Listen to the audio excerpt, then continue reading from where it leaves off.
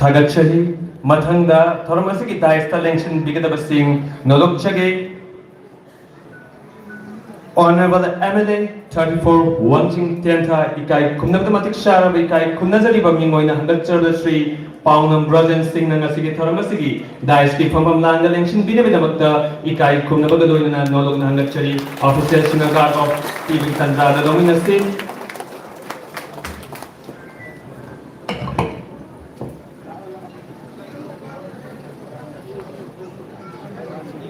Mathanga Kai Kumnabdamatik Shara Ikai Kumnazariba Mingoina Hangatcher the Sri Tokcho Radyasyam Singh Honorable MLA 33 Hairo is Sunasigi Thoramasigi Daiski Pamam Langa Lengshin Binavidamakta Ikai Kumnabagadoina Nolog Nangatchari Bagi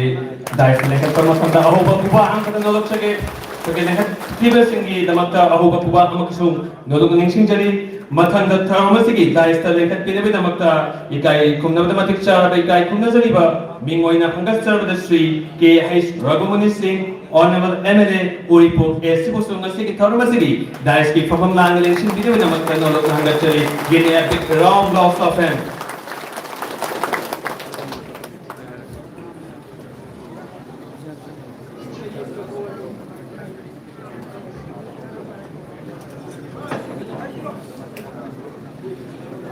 Mathanga Kai Kumnazariba Mingoina Hangatcher of the Sri Laurimbam Rameshwar Maite Honorable MLA 6 Kairao A. Sibusungasigi Thoramasigi Daiski Pamam Langa Lengshin Binavidamakta Ikai Kumnabagadoina Nolog Nangatchari Yamna Ahoba Puba Angkata Nolog Sage Mathanga Kai Kumnabdamatik Shara Kai Kumnazariba Mingoina Hangatcher of the Sri Sanal Sampem Chandra Singh, the Honorable MLA Thanga Assembly Constituent Sibusu, Nasigi Thoramasigi, Daiski Pamam Langa Lengshin Binavidamakta Ikai Kumnabagadoina Nolog Nangatchari Kwegi Kumbi Hagadamne Kwegi Irakpada Kitang mistake Oibani Kumbi Sigi Yamna Ahoba Puba Angkata Nolog Sage Loina Matan Daiski Pamam Langa Lengshin Binavidamakta Mingoina Hangatcherabada Kai Kumnazariba Sri Tongam Robindro Singh Honorable MLA 28 Thanga AC Nangasigi Thoramasigi Daiski Pamam Langa Lengshin Binavidamakta Nolog Nangatchari Bagi Sri Tongam Robindro Singh Honorable MLA 28 Thanga AC Nangasigi Thoramasigi Daiski Pamam Langa Lengshin Binavidamakta Ikai Kumnabagadoina Nolog Nangatchari Mathang Tarakpadi Ikai Kumnabdamatik Shara Ikai Kumnazariba Mingoina Hangatcherabda Janab Yumkhaibam Antas Khan, the Honorable ex-MLA 30 Lilong Assembly Constituency. Give me a big wrong applause of him. Bagi ex-MLA ki Pamam Langa Lengshin Kriba Matungda Mathanda Nasigi Thoramasigi Daiski Pamam Langa Lengshin Binavidamakta Nolog Nangatchari Kai Kumnabdamatik Shara Kai Kumnazariba Mingoina Hangatcher Sri Yumna Kumarjit Singh President Bharatiya Janata Party Thoba District Pusungasigi Thoramasigi Daiski Pamam Langa Lengshin Binavidamakta Ikai Kumnabagadoina Nolog Nangatchari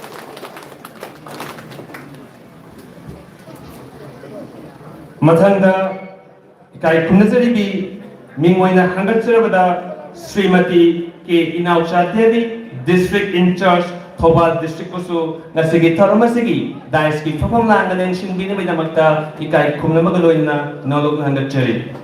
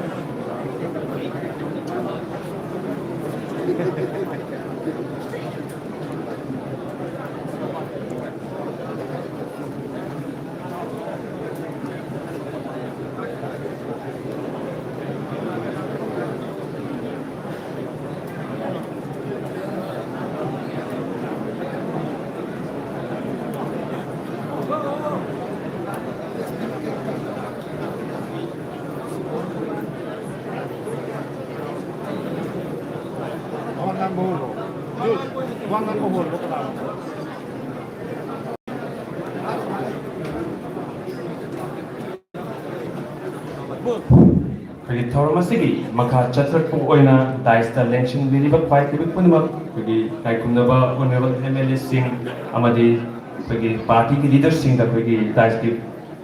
Pampam Nana Lenshin sing the Kagi Lengan presentation of the PSK, Tanzado Domina Seduna, Sinjari Organizing Committee, Kagi officers in the Nekapira Aga, Kudo Tambagi Tanzado Domina Si, Aduga Kagi Minat Karagi Manunda, Kosuksoi Soidana. Lambi da lay hen pau bibiri miyam na khawra na ngai pa dumba yam na unity oiba manipur gi mapi mapa yaushala ani aduna miyam punamak na su warasu yam na minat khara tani ado haina ngodok na nising jage miyam na hoba kuba ang ngalo sage sai kumade ba jadi honorable ex MLA na jadi dengan tutul tambiri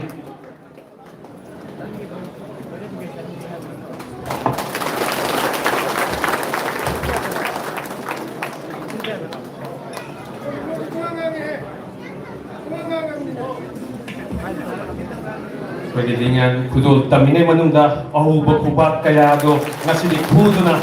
lelong assembly constituency asidi mani gupta ke lekim pwede do ba mangala do pi wala abne haidasi Bharatiya Janata Party ke leader sing honorable MLA sing na ngasi phampam masdigri pore walo thamapa matam da sukso isoidana miyam ni thamoi sing ado pen banai ra damne haidasi masi manodok chake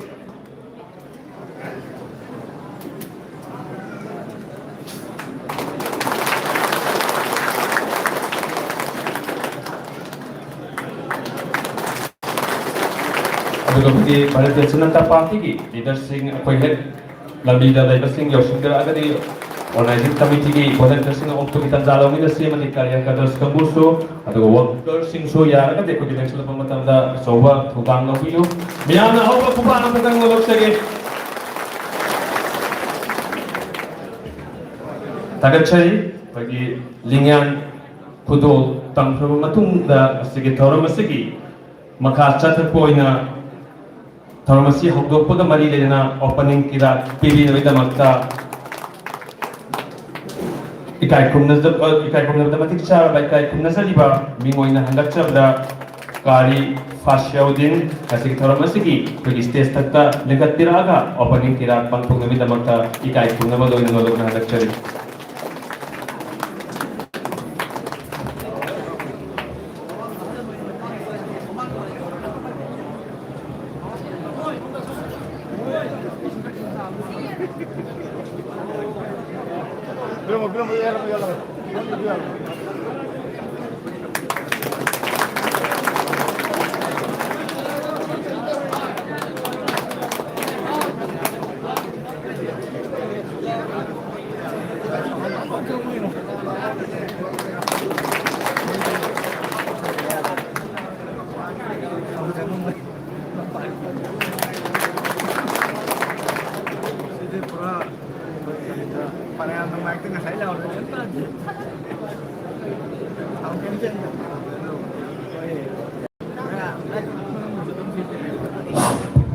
Halo, cek.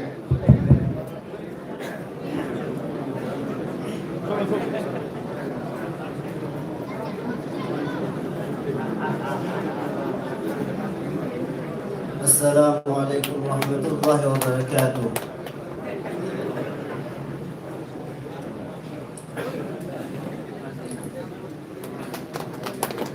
أعوذ بالله من الشيطان الرجيم. بسم الله الرحمن الرحيم.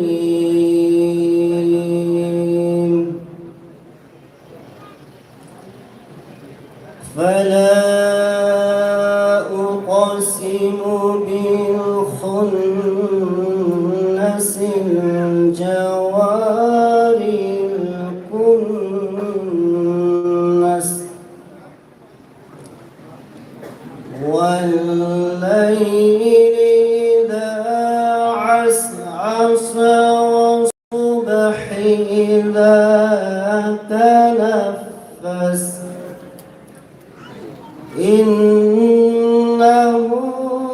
لقول رسول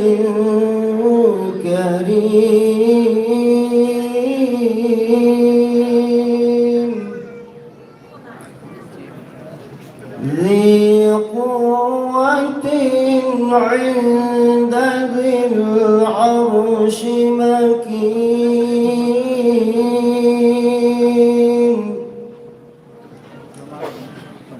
مطاع ثم أمين وما صاحبكم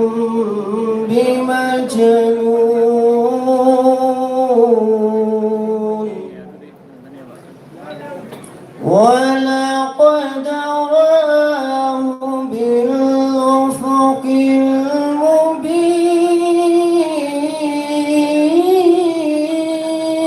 المبين وما هو على الغيب بضنين وما هو بقول شيطان رجيم فأين تذهبون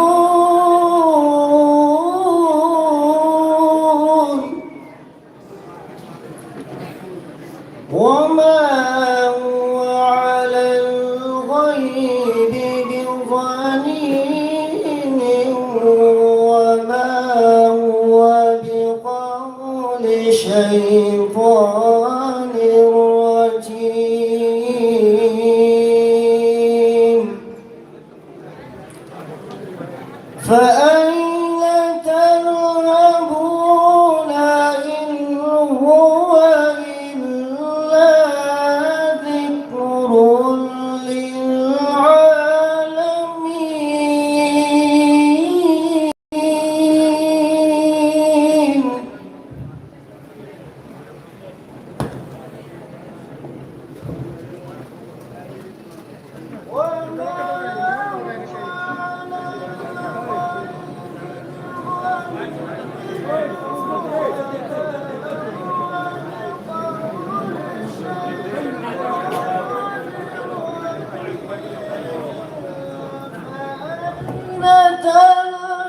تذهبون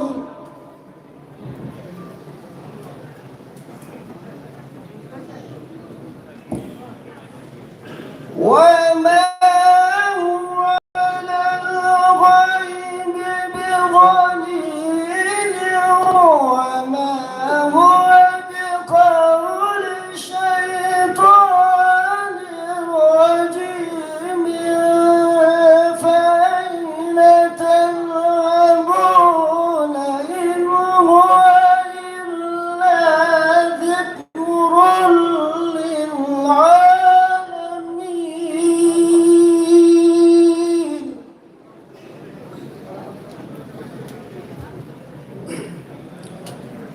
لمن شاء منكم أن يستقيم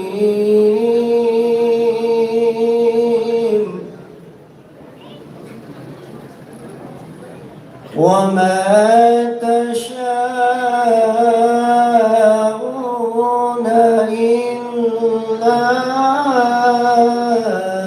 أن يشاء الله رب العالمين.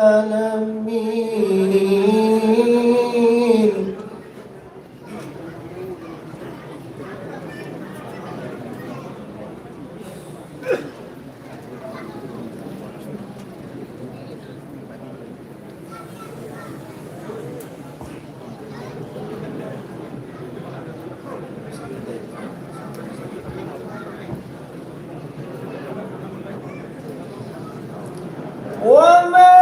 تشاءون إلا أن يشاء الله رب العالمين.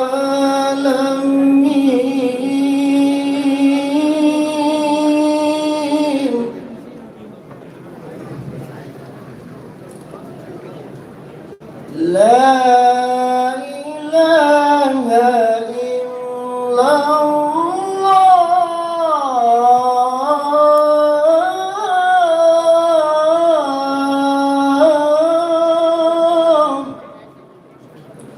والله أكبر ولله الحمد.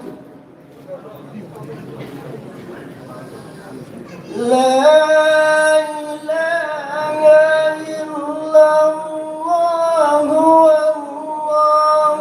أكبر. بسم الله الرحمن الرحيم.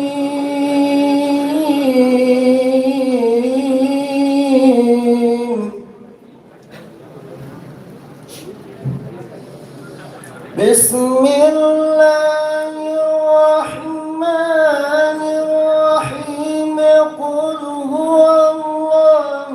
أحد الله الصمد لم يلد ولم يولد ولم يكن له كفوا أحد. صدق الله العظيم.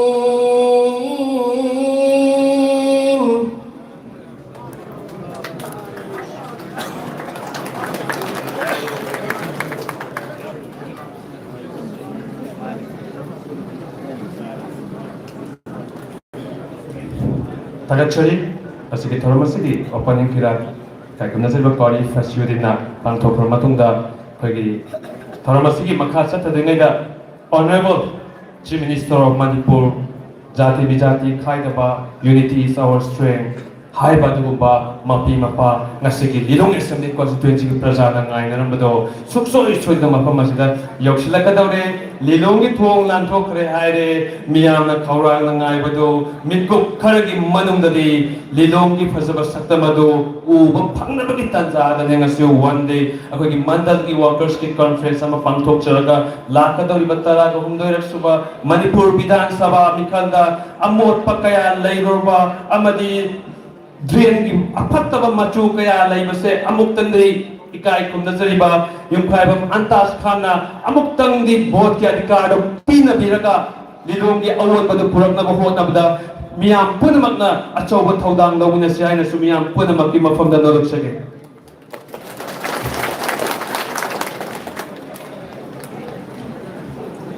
akoi Honorable Chief Minister Yoshilakadore the Ngai Minister Duga Ek Yoshilapaka Thoramasi koi Makha Tanja Lojake Aduga Kogi Langiri Iba Lakiriba Kwai Kibi Punamagna Kogi Pampam Gi Akogi Hangi Singa Sida Kogi mention say Duga Get Kimapanda Laiba Kwai Kibi Punamag Akoi Manung the Yoshilak say Duga Nasiki one day Mandal levels political workers Friends ki yamna maru oiba wafam singa sidadi akhoi lepi da bida phambiraga munna tabiraga sahi mangai gi wakal akhoi khanse ai so amukan no naning singjari aduga tanja si koi honorable chief minister europe ki tanja do koi domina raga koi pharmacy maka sathabak tanja do koi domina si haina nolokna amukam yam punama ki fund naning singjari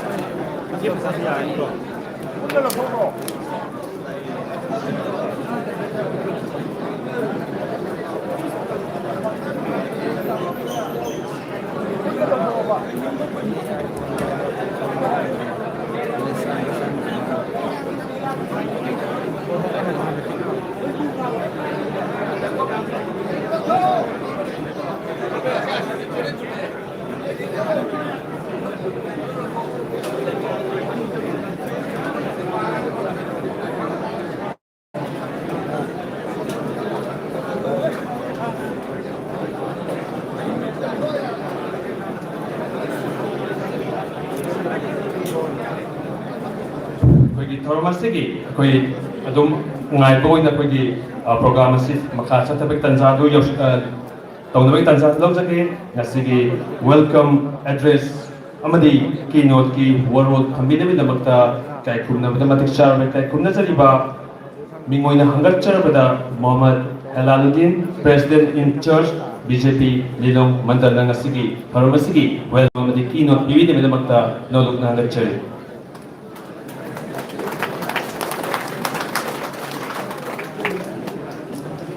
Assalamualaikum. Uno kui kai kumna bochari. Masi BJP Lilong Mandalna yung kayo man taskan gi sangai maktada sinjariba one day Mandal level political workers conference sida Lensin biriba amadi lensin birakadaba thoidoi duni kai khumna jariba aikhol khoi puna mangna endong thoidong nei kai khumna jariba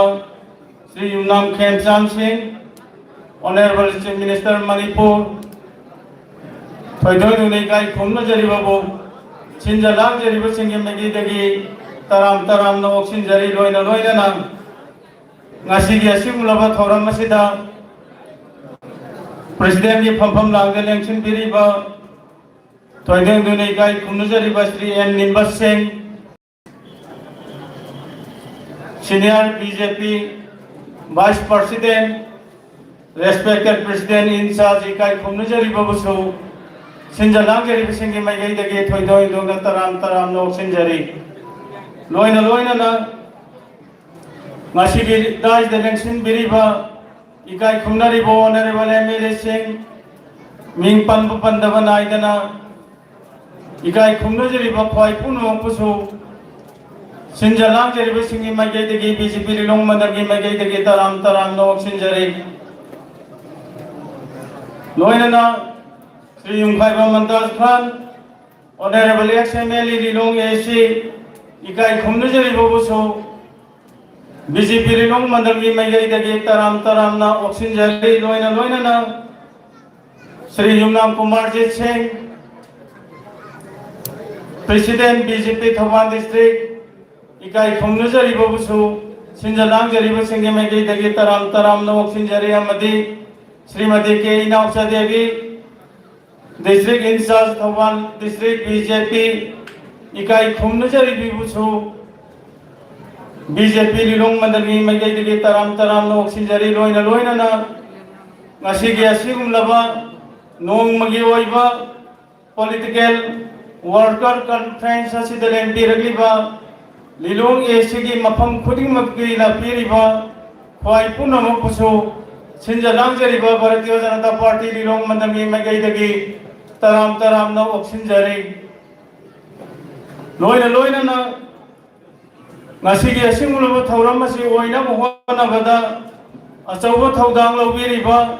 Lilong AC की youth Singh लड़का AC की तोयदों दुनिया का खुमनजरीबा हल्लामल मारुमा इखा Tabei थक थोंबा ख्वाई तरा पुनो पुसु सिंजलांग जरीबा सिंगे मगे दगे तराम नो सिंजरी ngasi gi asingulaba thauram masibu leibang giam da prithvi sin bathungna khangan bigadoriba print and electronic media की इसने नाम सिंह पुनो पुसु सिंजलांग जरीबा भारतीय जनता पार्टी Lilong Mandal की मई दगे तराम नो सिंजरी ꯃꯁꯤꯒꯤ ꯑꯁꯤꯒꯨꯝꯂꯕ ꯊꯧꯔꯝ ꯑꯁꯤ ꯀꯔꯤꯗ ꯁꯣꯏꯈꯤꯒꯗꯒꯦ ꯍꯥꯏꯗꯨꯅ ꯃꯅꯤꯄꯨꯔꯒꯤ ꯒꯣꯔꯃꯦꯟꯒꯤ ꯃꯥꯏꯀꯩꯗꯒꯤ ꯑꯦꯂꯔꯠ ꯑꯣꯏꯅ ꯑꯁꯣꯏ ꯑꯉꯥꯝ ꯊꯣꯛꯇꯅꯕ ꯊꯥꯕꯤꯔꯛꯂꯤꯕ ꯁꯦꯀ꯭ꯌꯨꯔꯤꯇꯤ ꯄꯔꯁꯣꯅꯦꯜ ꯈ꯭ꯋꯥꯏ ꯇꯔꯥ ꯄꯨꯝꯅꯃꯛꯄꯨꯁꯨ ꯁꯤꯟꯖ ꯂꯥꯡꯖꯔꯤꯕꯁꯤꯡꯒꯤ ꯃꯥꯏꯀꯩꯗꯒꯤ ꯇꯔꯥꯝꯅ ꯑꯣꯛꯁꯤꯟꯖꯔꯤ ꯂꯣꯏꯅꯅ ꯂꯤꯂꯣꯡ ꯑꯦꯁꯤ ꯑꯁꯤꯒꯤ ꯃꯅꯨꯡꯗ ꯂꯩꯕꯤꯔꯤꯕ ꯋꯥꯌꯦꯜ ꯗꯥꯁ ꯈꯥꯟꯕꯨ ꯑꯃꯁꯨꯡ BJP ꯃꯟꯗꯜꯕꯨ ꯅꯨꯡꯁꯤꯕꯤꯗꯨꯅ ꯀꯟꯐꯔꯦꯟꯁ ꯑꯁꯤꯕꯨ ꯃꯄꯨꯡ ꯐꯥꯅꯕ ꯍꯣꯠꯅꯕꯤꯔꯤꯕ ꯀ꯭ꯂꯕ ꯑꯣꯔꯒꯅꯥꯏꯖꯦꯁꯟꯒꯤ ꯃꯤꯍꯨꯠꯁꯤꯡ ꯂꯣꯏꯅꯅ ꯊꯕꯛ ꯊꯧꯔꯝ ꯈꯨꯗꯤꯡꯃꯛꯇ ꯁꯍଯꯣग ꯄꯤꯕꯤꯔꯤꯕ ꯄꯨꯝꯅꯃꯛꯄꯨ ꯃꯤꯡ ꯄꯟꯕ ꯄꯟꯗꯕ ꯅꯥꯏꯗꯅ ꯁꯨꯞꯆꯤꯜꯂꯒ BJP ꯂꯤꯂꯣꯡ ꯃꯟꯗꯜꯒꯤ ꯃꯥꯏꯀꯩꯗꯒꯤ ꯇꯔꯥꯝꯅ ꯑꯣꯛꯁꯤꯟꯖꯕꯒ ꯂꯣꯏꯅꯅ ꯑꯩꯒꯤ ꯋꯦꯜꯀꯝ ꯑꯦꯗ꯭ꯔꯦꯁ ꯑꯁꯤ ꯃꯇꯥꯡ ꯑꯁꯤꯗ ꯇꯦꯟꯁꯤꯟꯖꯒꯦ ꯑꯗꯨꯒ ꯀꯔꯤꯒꯤꯗꯃꯛ BJP ꯂꯤꯂꯣꯡ ꯃꯟꯗꯜꯅ ꯂꯤꯂꯣꯡꯗ ꯃꯅꯤꯄꯨꯔꯒꯤ ꯂꯨꯆꯤꯡꯄꯨꯔꯦꯜ ꯑꯣꯏꯕꯤꯔꯤꯕ इकाई खुमनजरिबा Shri Yumnam Khemchand Singh honourable chief minister अमदी ऑनरेबल MLA सिंह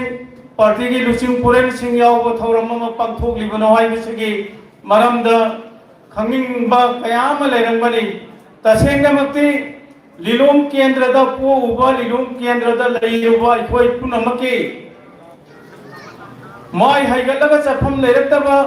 येंगुबदा अवाद पतना पिक थलपा असिगुमलबा मयाम सिंह असिदा भारतीय जनता पार्टी की कैंडिडेट अमोइना लैखिबा श्री युंखाइबा ममताज खान हौखिबा 2022 की इलेक्शन दा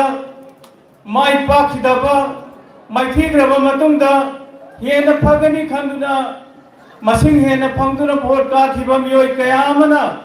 ngasi gi asigumlaba lilong kendra ki phibam masi ohelakpani haibase aikoi punamaki khangnabagi tanja adu lawjabani ngasi aikoi punamangna oi honorable CM na samaga lakaturi balambi sing tangai phadana singling kharna CM ma lakpata madu lambi du nuai oidra haibagi samjin sajinjabagi wani lilong kendra means pambut kendra hairaga khangdarba lilong kendra ni असिगुलबा लिलोंग केंद्र की फिबम असिदगे कोई कंसियायरगदि करंब थबुक तौगदगे कनाबु लोइनगदगे कनागी पक्काक लौगदगे कनागी वहितागदगे हाइबगी तंजामा BJP Lilong मंडलना पामखिबा अदुम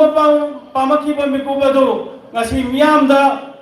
हाइजेरगा मपुंग फाबा पुननबगी तंजा दु लौजबनि असेंगमा मक्ते अइखोय हौगिबा Tantra हुंदोइदा तौनबा मुहोन जरमी अदुबु करिगुंबा खरदगी याइथोगा ngasi नुबिसिदा लेपजाबनि ngasi नुबिसिजो timing से मतम आहान बलेबम बदि खितम होंगथों लापा मदुना बाबो की हेक आहान बो उबदा नुवाइदबो मयाम को थोकी अदुबु हौजिति मपान नाइद्रबो बाबो मयाम लापीदुना ऑनरेबल सीएम बुओम नबे थौरांग तौबिरि हौजि ऑनरेबल सीएम यौरे हाइबगी पाउ फंगी मयाम पुनमंगनो वंगिनरगा अखोई पुनमकी अपेन पेन मयामदो ऑनरेबल सीएम दगी से कोई तामिन नौसी असोय अंगाम लैरिबा पुनमक से करमाइना सेंटोकदगे हाइबदो BJP लिलोंग मंदन हंतोक चको लोइनना अखोई पुनमक खंगिनबी तंजादो लोमिनर से हाइबो लोइनना अगे वेलकम एड्रेस मदि किनो एड्रेस मता इस टेंशन जगे पुनमक अमकाना थरसरी Actually, the Honorable Chief Minister of Manipur, Ikai Kumnabada Matik Saraba, Mingoina Handat Service Sri Yamnam Khemchan Singh, Jati Vichati Kaidaba, Iram Damasipu, Sukso Iswedana, Santi Purakadaba, or Chief Minister, Miyamna, Aduki Matik Luxizaba, Mangundik, Manipur Kanaipak, Manipur Kaibiaro, have a Manipur Chief Minister, Lengshindari, Yumnam Khemchan Singh na. भारतीय Janata party BJP Lilong मंडल ना हौजिक अखोइगी honourable chief minister लेंशन बिरी अमुका इन लोंग लेंशन जगे श्री युमनाम खेमचान सिंह ना भारतीय Janata party ना BJP Lilong मंडल ना अखोइगी honourable chief minister यामने unity बा ngasiगी नुबांदे political conference असिदा याउदबा यादे हाइदो लेंशन बिरी बा Khemchan Singh na Bharatiya Janata Party na BJP Lilong Mandal na Thagachari kai kunazari bal ngasigi thoram masigi chief guest Pabung Sri Yumnam Khemchan Singh na ꯗꯥꯏꯁꯇ ꯂꯦꯡꯁꯤꯟꯕ ꯃꯇꯨꯡꯗ ꯃꯤꯌꯥꯝꯒꯤ ꯑꯆꯧꯕ ꯑꯍꯧꯕ ꯈꯨꯕꯥꯛ ꯑꯃꯈꯛꯇꯪ ꯂꯧꯖꯒꯦ ꯑꯩꯈꯣꯏꯒꯤ ꯉꯁꯤꯒꯤ ꯏꯀꯥꯏ ꯈꯨꯝꯅꯖꯔꯤꯕ ꯁ꯭ꯔꯤ ꯌꯨꯝꯈꯥꯏꯕꯝ ꯑꯟꯇꯥꯁ ꯈꯥꯟꯅ ꯂꯤꯡꯌꯥꯟ ꯈꯨꯗꯣꯜ ꯇꯝꯕꯤꯒꯅꯤ ꯑꯗꯨꯅ ꯑꯩꯈꯣꯏꯒꯤ ꯑꯣꯐꯤꯁꯤꯌꯦꯜꯒꯤ ꯏꯆꯜꯁꯤꯡꯅ ꯂꯦꯡꯈꯠꯄꯤꯔꯛꯑꯒ ꯌꯥꯝꯅ ꯃꯇꯤꯛ ꯃꯒꯨꯟ ꯂꯩꯔꯕ ꯃꯅꯤꯄꯨꯔꯒꯤ ꯏꯇꯤꯍꯥꯁꯁꯤꯡꯗ ꯖꯥꯇꯤ ꯕꯤꯖꯥꯇꯤ ꯈꯥꯏꯗꯕ ꯑꯋꯥꯠ ꯑꯄꯥꯗ 24/7 tumbabu khangdraba kamleipak Manipur ase ai nungsi sana laiminadaba yate peace santi laitabi habiya yati haiduna ngasipo thodam chawng loriba ikai khumnajriba chief minister of Manipur bu miam punongna taramna opi waina singa lokchari miamna hoba kuba in a big round applause of them agachari koigi kai khumnajriba Sri Yungkaibam Antas Khana Lingyan Kudol Kwegi Kai Kumnazariba Nungsiraba Sri Pabung Sri Yumnam Khemchan Singh Honorable Chief Minister of Manipur Lingyan Kudol Tamgraba Matunda Thorumasigi Maka Chatra ko ina Tanza Lauzaraga Koi Matamanau Naina Koi Warot Thambi Nabina Maktan Nolna Tokshinjage Aduga Lilong Assembly Constituency Se La Kadruma Mikal Asida Taraga Hundarak Super Manipur Bidhan Sabha Mikal Asida Koi amuba kala tairam machu adu akoi fair and lovely tairaga phajaba sakama ma ohela se haiba se miyam puna maki mafamda nolok chage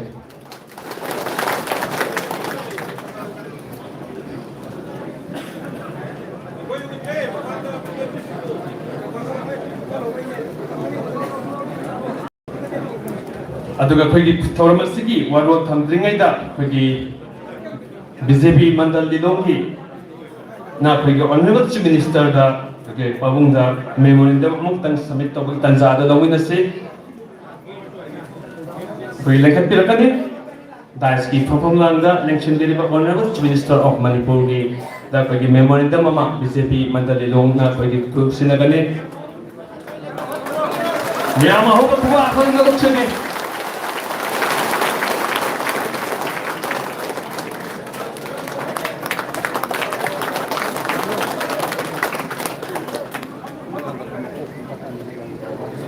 Tagachari Thoramasigi Yamna Makashatar Poina Kwegi Programasi Matan Manau Naina Kwe Hong Nabi Tanza Lok Sage Akwegi Thoramasigi Warwood PB Nabi Namakta Kai Kumnazariba Mingoina Hangatchabada Chana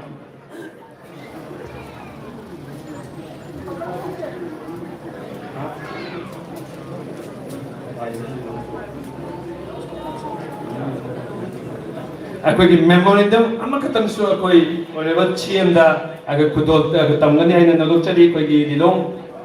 municipal council ki so akwai memorandum pisangani alna lekhat pira aga akwai honorable chief minister da kudol tambigani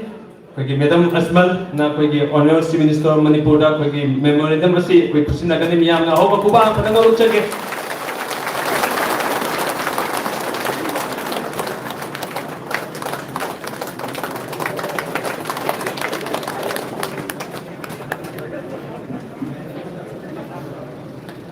ado lakadro mikal taragom lerak suba bidan sabha mikal asidri akoigi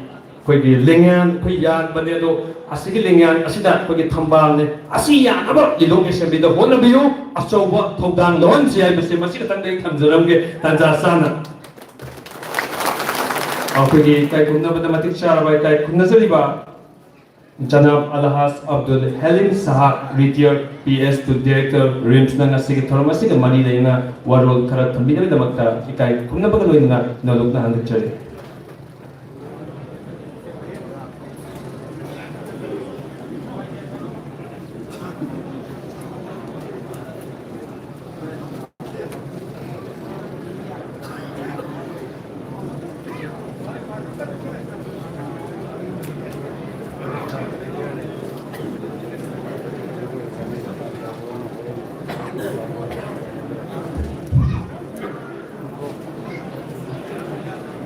Assalamualaikum warahmatullahi wabarakatuh.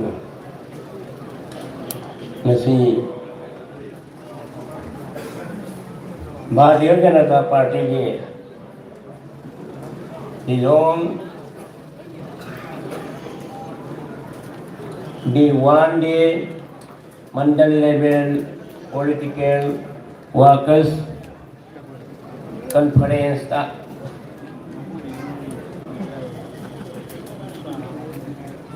yang magul leiraba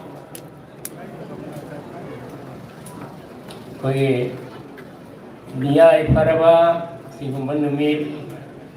Julai tarik tara nipan sida jana Mungkai memanda khanyi sanggai makada tangthu iba political conference asigi mayai tangban dangan thui bini ba chief guest oina Manipur gi honorable chief minister ningwena hangitsarabada Yumnam Kemsang Singhu ahan bamaktada aram mangkin jabagan oina kai kumbu seri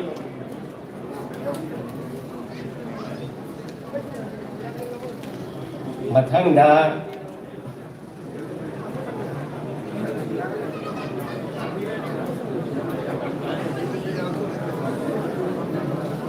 Sri N. Nimbus,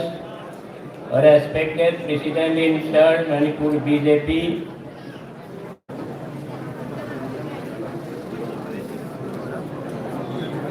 Bu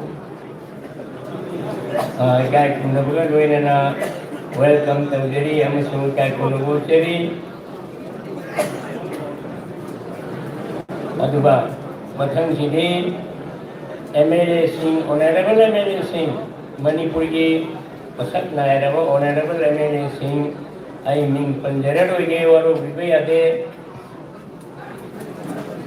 aduga mathangda, respected Sri Yumnam Kumarjit Singh, President BJP Chambal District Kutu, Kaikumna Bhuseri.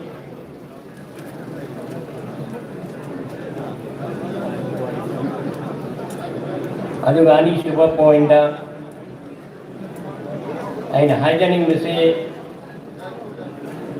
Rajniti ki field amasumia vi marakta sarkar no oishuru amana oishuru confidence miyam ki thajaba ama sagat bahai bisi amne maru hoy sina maru oibon maram oiraga masi Manipur ki Chief Minister oina ningsin biriba Honorable Chief Minister asi karamana Chief Minister oina panodi ki matang dai matiang baking thamdege Mahang Manipur State Assembly da Speaker oina me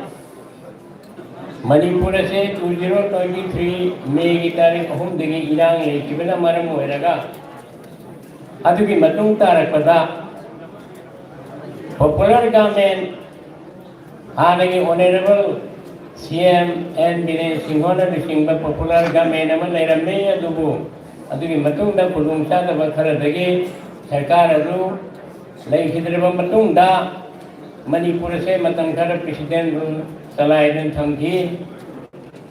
hairiba president rule leiringe marakta pradagi irang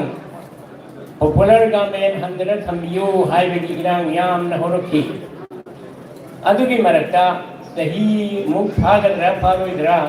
president rule leiruraba matungda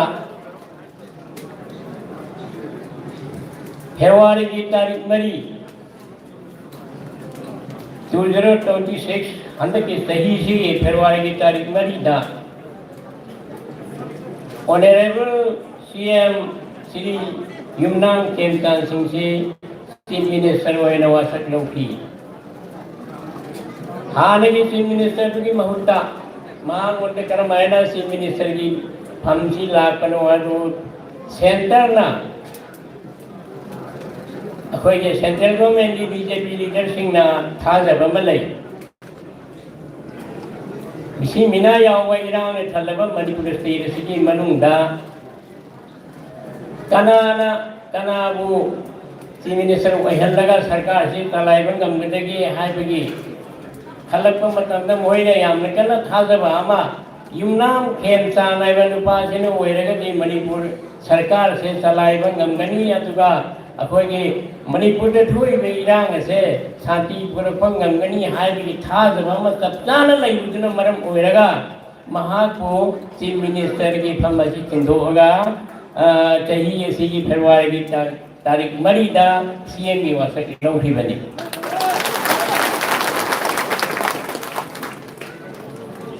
मरम अदुना हौजिक अखोगे मियोबी confidence हाइबदुगी मखादा honourable CM असिना चपचाना मणिपुर की इरांग से उन मुठखरबरा हाइबदुगी नते तबना सही अनि हम संग साल अब मैं खुद के हेक्ट मुझे पे याद बगुम मां से पीस पुरन बगी वमांग यानबा मांग चिंबा खुदों थीब कया दा माइरों यारगा हवि हवि फावसु मणि से कंट्रोल तौबंग गमनेना महा पीस की लमजेंदा पीस की माइकेरम के कन संखिली मसी खोय पर मुखिया और दुआ गलोइना महा के पांगन पीपी सनु हाय के मपुदा दुआ तौबसु एको यावे खले दुआ तौसी मरमदना हवि हवि की लेबा ऑनरेबल सीएम से युवाखलदे महा से अंग्रेजी दा फायर एक्सटिंग्विशर नी हाइनी हाइबदी मई उठप्पा मई होमन उठप्पा नंबा नुपा अदमी मणिपुर के ऑनरेबल सीएम से हाइनी सिमाई थमदेगे मरचिदा अखोगे बीजेपी की मतांगा हौखिबदा आई पनबदी कया नुंगाइत्रबनी अदुबो मसे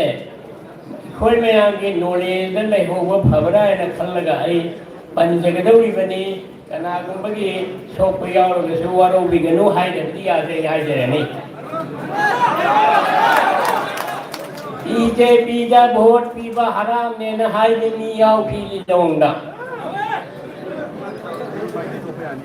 बीजेपी है से भारतीय जनता पार्टी है बने अंग्रेजी दा Indian People's party IPP Manipur की मणिपुर पीपल्स पार्टी APP जुगुम्बा पॉलिटिकल पार्टी अमने मसे धर्म की पार्टी नटे श्री कृष्ण की पार्टी नटे गणेश की पार्टी नटे सीधा वोट पीबदा कनानो हराम नी हाइन लाउरी बमीदो आई मफम असली की महागोंदे चैलेंज तौजरी मणिपुर पीपल्स पार्टी ने भी वोट पी लगा हाउ खिबा लाइओई खरबा अहलिगो आलिवने साहब पीपल मणिपुर पीपल्स पार्टी दा कारगे चीफ मिनिस्टर वेन मिबो नत्रो सिवाइन हाइजिन ब्रो अदु अरगदी बीजेपी इंडियन पीपल्स पार्टी दा वोट पीबदा कोई करी अकाय लेबनो सुगुम्बा यामना पिक्तु वखल सिना मांग थारेगा पार्टी असिदा संगठन लेबा पार्टी असि पामगा संगठन लेबा पार्टी असि पामगा सिदा कैंडिडेट ओइजेगेन हाइबा सिंसिबो हिंगनबो होनबो हाइबदुदी मधु कया ओइथोकदोबो माने होनबी गनु चुमना बीजेपी का सपोर्ट तौनबा लेंसिन बिरु अनीसुबो वफमना Janata Dal United agent JDU में आपने हाय नबा बिहार दा चीफ मिनिस्टर ने कनोना नीतीश कुमार ना यारक्टे मयाम यारक्टे बाई सुपाई लेते था डायरेक्टर बाई मार्क्स है अखोगे तो अदुगना बीजेपी न माव मांगी माखन के राज्यसभा के मेंबर होए थंबीरेबो सिमी बिहार की सिमी निशाना करन होय रे सम्राट चौधरी है बीजेपी ने होय रे सेगे खंगती जेडीयू है से बीजेपी दा नप्पा उचुंग लोई गुमबनी है से आई हाय द मोय लियोंग नसु अदुगुम्बा जेडीयू से उचुंग लोइनी बीजेपी जंगल कदगी हुई सुकन ने तानरी अदु आई हाइदनिंग में तिसिनी अनपमी द नपगदी पुण्य केन खिनी चौगिरुनो BJP की पांबी सुमन हौजरी बामरू निंग हौर BJP का तो यावशन बिरो जो ने ना का ना गनी ना हजनी ने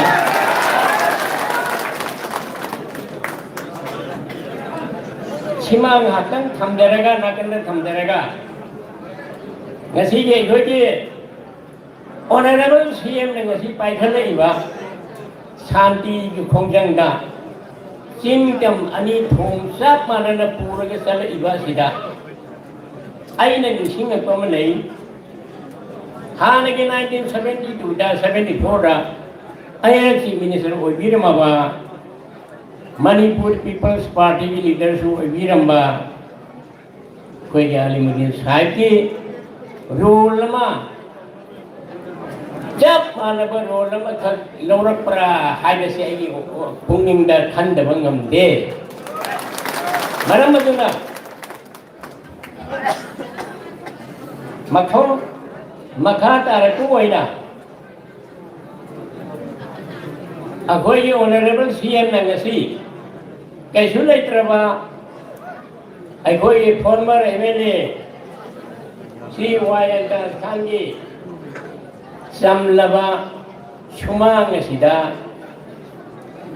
sangai sida lingbira ga haidi numit ki mangam sangum honorable CM na sengam thui biraga ai khoi punamaki ning thunganana wa ai khoi punamaki kari wat pano Lilong ke situasi dah kari awal pernah ibnu hai nase hang berla piri ke simat sina pienjare ina hat samjage aduna ayo yo honorable CM na ai di wakal ni tiket khana soi dena pura ga lakh mali Lilong bidama Hilong assembly constituency की नमक यंगी sir physical visit ग्राम visit नमक तो उधरगदी खंगबदी नमगदो मानदे लिलोंगी IBR road मखे से खुलकते ले नदी मखे से आम भाव से पिया करे मतलब it is not usable at all Cuma ini luar biasa kayak begini itu, sehingga tara manga faram. Cuma karena ane address tak udah riba, ngasi linggi deh itu kita lingsin di deh. Honorable CM, mahang ne address tak udah kerja, karena ada itu muhai deh. Itu na, bapa masih lagi, aile nerena pergi kalau muteng Bijari Karino, Honorable CM Sandiduna, Linong da Amutang, Grand Visit Ama, Highway, Lambi Thong, Singhe, Si Amutang Yin can be a day, fighting why the Gani hiding the item again. Sige, you know, Hongi Matanga, my Pandamangam Dre Palamani. Why and that Hana? सही में vote का बदलगा उपा ठोंगता बड़ी मिलकर साबिर में अदगी ठोंगी उखिदब सिना लिलोंग इतान लगों में तो साल यार इसलिए ठोंगों साने ना हाने की CM former honourable CM N Biren सिंघोना लाउथोपिया में ठोंगों में संशोधन सारे ने सुमसारते Sumsarik tu memang itu goi angkang gamai sini lah. Kari pun kaluran no kang deh. Sisa agak tu berthong se plastik tu thong yang air boleh. Nong ma function nama dah. Honorable CM binen yau ma function nama dah. Agoi di MLA, uji presiden MLA sini. I will have been Madina Nimati Panjaning Gray honor of the game. Sina, hi, Tamo, you don't get home, say, Simatandi program the happy you. अंता सुमायना plastic की थोंगे high से ऐ लेखन का फंग रे ऐ ना high बा अने की सारी में थोंगे अदो जी असिकी थोंगे से अंता सहन बरो अंता सहन में थोंगे हाई से करी कारी गे अदुना ऐ हम सांग मतम नमजरोय अखोई ऑनरेबल एमएलए सिंगलेरी फाइटिंग मरुइना अखोई की honourable chief minister of Manipur की वफम अखोई के कान अगर पैकेज लाथोकदब लेरी अदुना ऐ टेंशन जनब होना जगह the last but not the least अखोई की जिलों कैनो म्युनिसिपल काउंसिल के काउंसिलर तरे ऐ ममिन पंजरडो गे मतम लेत्रे ऐ मफम असितगी मयाम गे इरोइनना थागत प फोंगु चेरी सिद संजल बगी दमकता मखोइना बीजेपी में संवायन खांदा सपोर्ट तोरेनी हायने संगीर बनी मदुगी दमकता हनना थागा चेरी अदुगा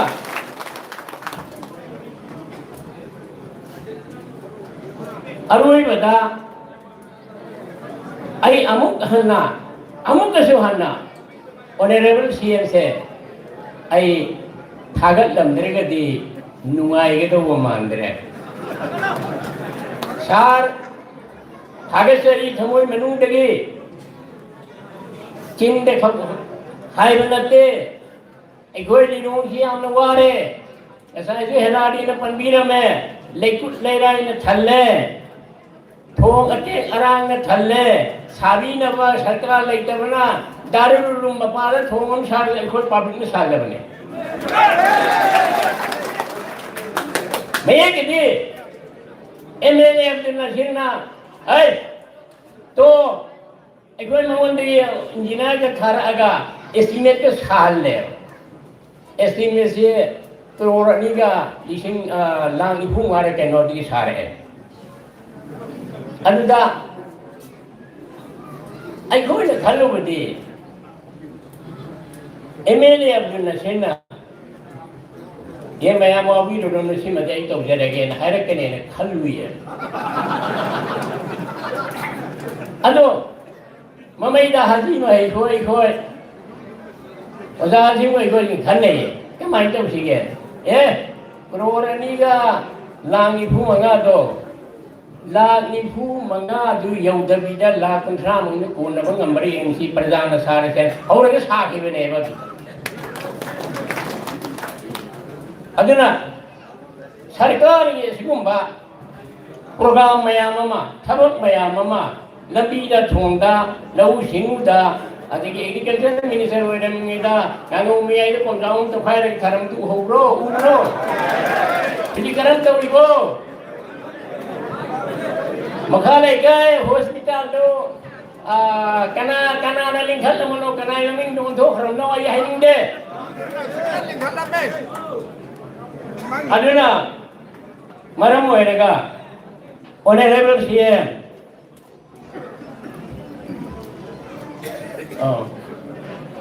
ऑनरेबल सीएम अखोई लिलोंग प्रजा के अवाब सिंह आतम खनबीरेगा थागत पगी लुई बिदिन नाइरोय अदुबो अखोई की यामना लिलोंग प्रजा दा वोटर सिंह का नगदबा थबक थोरम खर पाइखत पिननबा हन निसिंग जरी असी तौबिगिनी हाइबेगे असासु तौजरी सिगे इरोइनना आई मयाम दगी वांगाम गदगी बिदाय लौजरी अस्सलामु अलैकुम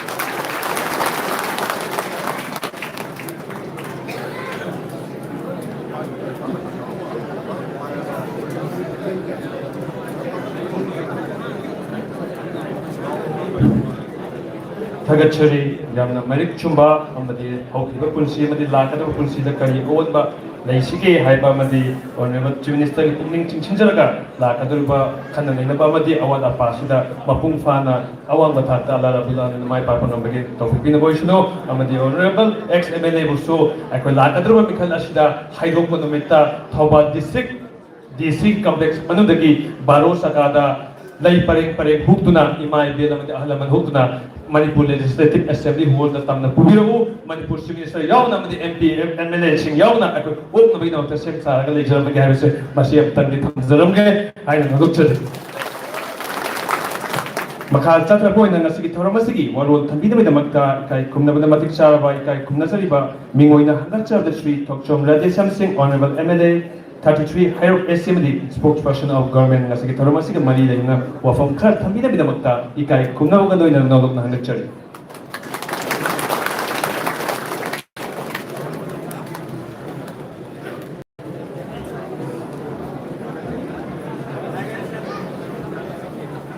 Assalamualaikum. Mayam purong poina ok nanduna ahal makara kolonjari. Ngasi 30 Lilong Assembly constituency ni no magi oiba mandal level workers conference CG function sigi chief guest for election giriba akoi khwai khudimakpu luchenggiriba Manipur ki chief minister ning oina panjarabada Sri Y Khemsang Mahan Matare kai khonawachari Bharatiya Janata Party ki president ki in charge oibiriba ngasigi vice president Sri N members pu suaina kai khonawachari ai Kadik Singh honorable MLA Dayas Tension Biriba khudimakpu suaina kai khonawachari Thawal district ki BJP ki president amadi in charge ani busaina kai khonawachari Mangde election biriba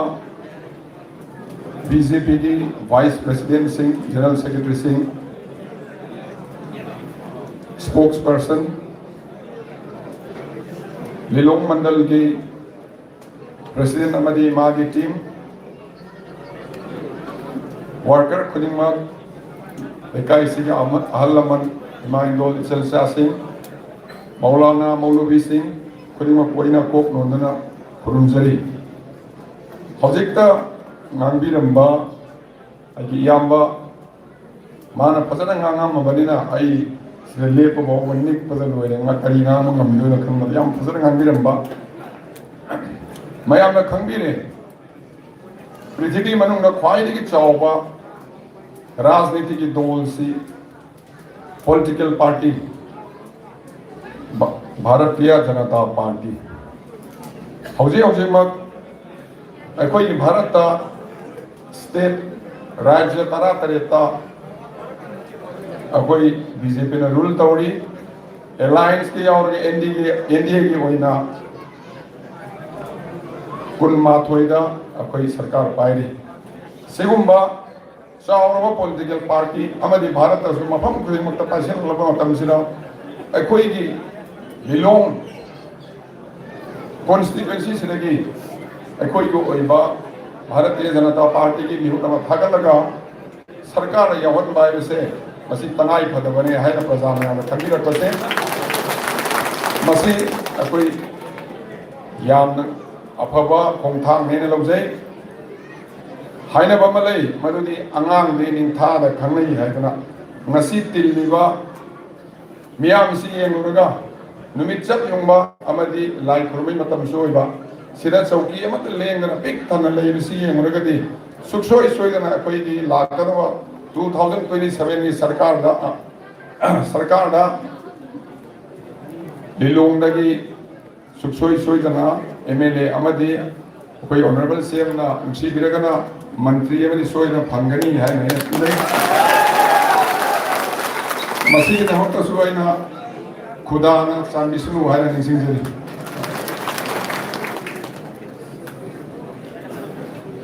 2017 की election लाभ मतमदा अकोई ज्ञान लेरबा मौलाना कया मौलवी कया मणिपुरी मफम खुदिमक सिंह थुना चलगा BJP से अकोई की anti इस्लाम ओइबा अदुबा party नी सा साब यादे सन चाब यादे लाई खुरम यादे मोस्क लेबे यादे ना अदुगुम याम लाम प्रसाद संदोक बिरम मैम उबिरम गने हौजिक सही तरह फाजिल लगतरे श्रेष्ठ कोई मस्जिद अमतंग साब यादे ने थिंकिब लैबा सा सन चाब यादे ने थिंकिब लैबा मैम उबिब्रा उबिदे अदुना अतोप राजनीति लोल कयाना नत्ता प्रसाद तौरकांदा कोई फाग्रब party ngasai yamana haibiramba Indian People's Party Manipur People's Party na chief minister puthopang amaga kari gidam ka Indian People's Party na BJP ki MLA na puthopang amaga bono hai ngasai thambe yam chumbo wai ni ano pasangirpa mayam no hona biraga worker mayam na kana sona biri he no na birakanda akoi tongan ba kendra se mafam dagi tongan ba polling station dagi worker mayam se pusindra kanda akoi yam chauna margin yam henna mai pa ko oina ba hona biom su sona thongja bisnu hai na mayam na thamjage ai khoi ki BJP seba na mayam ni dama to hona ba ai khoi da vote pi da ba BJP da vote pi da yeng dana mayam ni dama to leiba yam toina hai na ba mayam tabirang mani last man in the queue khwai ni mawong cha da ba mi sing हाँ सब माना पुखलकपा सबका साथ सबका विकास सब माना साफर मिनवा कोई खरा घटे साफर के यारो है कोई सब माना साफर मिने का मैं खरनो वाखलोन अदुगुम्बा वाखलोन दा अदुगुम्बा सब पादुगुम्बा पार्टी नहीं ngasi कोई ऑनरेबल चीफ मिनिस्टर ना मपम करेंगे सब ना इरांग पिक थलो मतम याम सतो कसी यार मतम ना लेरब मतम अदुगुम्बा की फोल होइना हौजिक्सी मयामदा यामना निंगबो कायबा साउनिंगबा सिगी मरकसिदा चलगा क्रमायना कोई शांति पोरकदगी हायना कोई चतना होना जरिबसी कोई सब मानन साउखर दिनबा अमा तोयना लेनबा यूनिटी लेनबा अनि होना जबने मसिदा तनागो मखरना प्रसार तौरी सहीरी करी दमतनो राजनीति मीडियंगा हौजिक अकोई मतमसे कनाना चुमनो कनाना लानबनो हायरगा राजनीतिदा लाओ खोमन लेबा मतम नते अकोई अमा तोयना कोई थिगदोसे अकोई करीना फगदगे शांति ना फगनी शांति क्रमाय फंगनी अकोई ऑनरेबल चीफ मिनिस्टर ना अफम गदिंग चलता उखरुल चलुरे सेनापति चलुरे जिरीबाम चलुरे तेनोपल चलबो तयार तौरी सन चलगा ये मिसी करीनो हाय पंचचरिसी मयाम कनेक्ट तौरगा मयाम के अवान तारगा शांति क्रमाय लाकनी शांति की कोई चचबने सिरेजा कलप्पा कंगू घरना इंसिल लगा शांति पामदब लोइन मन पामने अदु मरम मी खरदि पामदब खर सुरु लेरमने खंजै इरांग पामबा अदु इंसिल लगा इरांग थोना वनबसे अखोई पुनः बीजेपी की कार्यकर्ता मोइना मणिपुर नुसीबा अदु सिटीजन नागरिक अमोइना मसिगु मसि दगी मिकुप नाउ सिंगना लेरकांदा मणिपुर काइदन मणिपुर याम अम तोय याम यूनिटी लेबा अदुगुम्बा समाज अमा अदुगुम्बा स्टेट अमा राज्य अमा सेमना कोई पुन्ना थबक तौने सियानि मयाम थमजगे मयाम खंबिरमनी अखोई की बीजेपी से एंटी इस्लाम ओय हायना अमुसु प्रचार हुजिक सौजिक वोट मना इसना हौबिले तुमिन चला मी मंगातरा तीन बजगा तुमिन चला फोंगनि हायदवा बीजेपी का मसक नायनवा मुस्लिम की लीडर कया मंत्री ओइखि मयाम खंगिरमनी अखोई सिरा गवर्नर ओबिरम भी नाजमा हेक्टुला मुस्लिम की सकनाय रवि लीडर अमनी हाना मंत्री का और सेंट्रल गवर्नमेंट का मुख्तार अब्बास नकवी मंत्री ओबिरम बनी शाहनवाज हुसैन मंत्री ओबिरम बनी होजे तारिक मोहम्मद आरिफ आयना केरला की गवर्नर ओरम होजे बिहार गवर्नर ओरी अफाव स्कॉलर मुस्लिम लीडर ने अदो बीजेपी का मुस्लिम मयाम लीडर मयाम यार अखोई मणिपुर लाहकांदा सरकार पाइनिंगबदगी राजनीति की अकू मिलियन येंगा अखोई नुसिना लेमिनर अखोई मयाम से अमा तोय लेमिनर अखोई मयाम से मसू संग थुगाइन होनरिबा सिगुमगे लालोंग से सिदगी अखोई सेक्शन लेगिना से आइना मयाम थमजगे येंगियो अखोई की वोट थादा पीदबा सब माननी येंगदो मने हायवा सेवा तगदो मने हायवा वखलुगी अदुगी मतुंगिना अखोई की बीजेपी ना सेम फ्री द पीपल से अखोई कांग्रेस NPP NIDP और JDU hai ba khai de mi pung khuding mu cha pa ne koi de amatane vote kar matung de sarkar pair matung de lai ri ba khuding mu sa koi amatane hai ba wakal wam da seng free da mi pung khuding mu ki tong khuding pi ba ya ba khuding mu pi gas pi ba matam da BJP khatang pi de koi loina ma pi ri lambi thong se ma matam da congress da pan ba area congress ki MLA level laga ra se level ke honorable CM cha pan na pi ri even mayam khangiram mani yamna transparent laina DC sing da beda bidi lai naidana rajniti ki apu miyeng yeng da saphat tawrang ki tharok cha pan na taw loina koi ki mang da DC sing da honorable chief minister na telephone taw hai ba koi sang na sathi oi ru aduna BJP bo lan lamjing laga hojik khata mayam ubiramani TV da thokpiraga mayam kanoda thokpiraga public domain da platform da thokpiraga chaiba law ki matam loi khre hojik ni kari na phagani akoi hamsage honorable CM da akoi government da akoi party da si tawra phagani sumaina tawra kani manipur noi da akoi ni sigum suggestion biragani manipur shanti lakani agu Karnarom the links in Bibiru law. Honorable CM Tonglaw Hanopsari, a koi Sakana, Tonglaw Hanon Tamsari, a koi party in a country. Bibiru law was solution. Problem to the Mipung to the Mokane, say law problem, Hakadam Nati, Aquinium, Amato in a function in Rakana. Problem to the solution go. Tana to Naraga, Lakadam. Tana Navidam, that's Satana. Mayam Unana connect on a water, so Kari Gisali, Satpaya with Auyama. Sumaina law Humakanda, Manipur Santi Lana, Honazariba, Kamna Koi Sakana, Honorable Chief Minister, Nuchingo Sakana, Honazariba say, see Tugaina Tovino say, Masi Matik Sama, Paukum, Lilong, Kendrigi, PBO, Hypo White, Ajaraga, Mayam Punapo, Pruderi Kuda Office.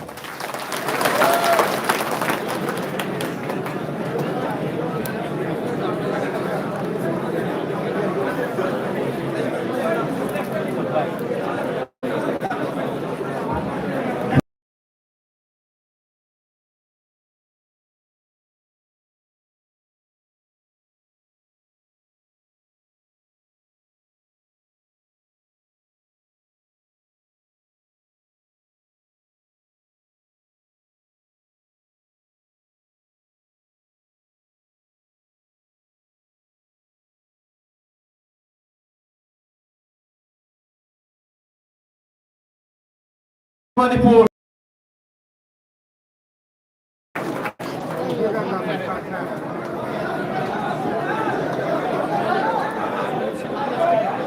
Manga Lejin Viriba Halaman Singh, Sinau Singh, I Puramapu, lecture Iba Mapamasidi, a call on the Purumjali.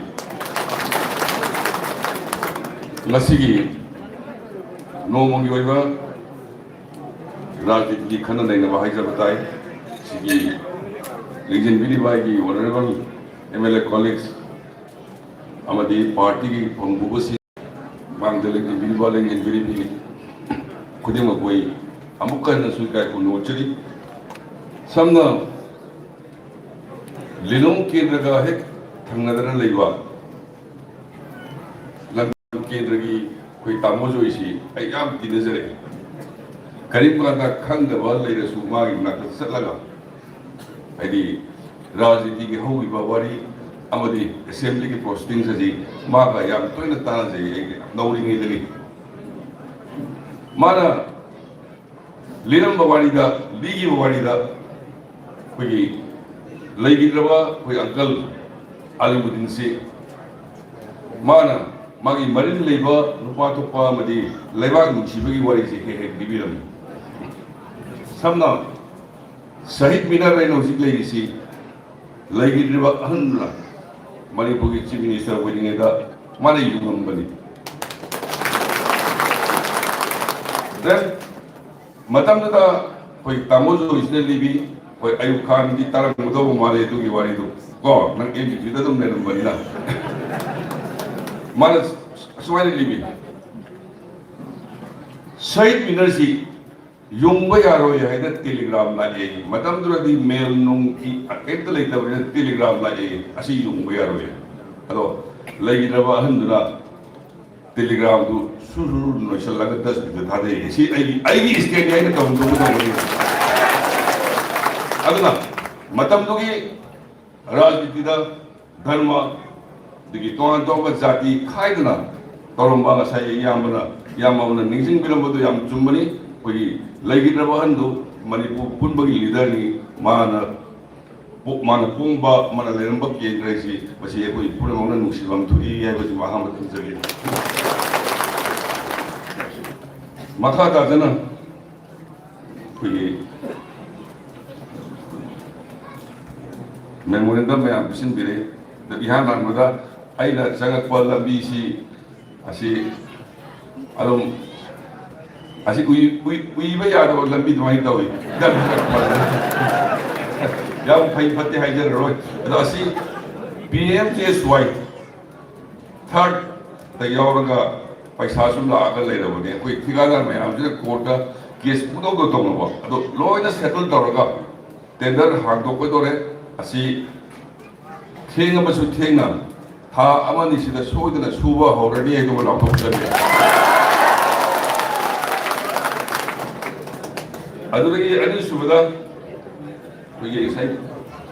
memorandum sin bilambada kogi construction of 2 foot bridges kogi thong lang thokpa masa lang thokpa ya ba do ani semiro hai ado antas ani ga dim taw biro si ama han tawras aduga dongan ba agriculture gi adagi dongan ba mayam su haibi rami adu ai inau si ai moi baba ga aina taso ga sawina tide jare khano jare aduna ai gi hek inau mani khalaga ga magi awada pa ku dimo ai me khanna ba bona jage he dum tham jari ai na koi gi lilom jama ma compound ward number 1 man matang ire si ai koi gi inawa antaz na MOBC da ayamba approach tawra lai rabadi aina su director du ma ka khangna halaga mana highway ka bodo bani aina sina daga lai garama to ngasai ai yamba Helen Saha karum chakrage aw yamba na hayamba IBR macha mari khakto IBR macha mari khakto no ek hang maga andaz da haibiro aina thopu sida jarage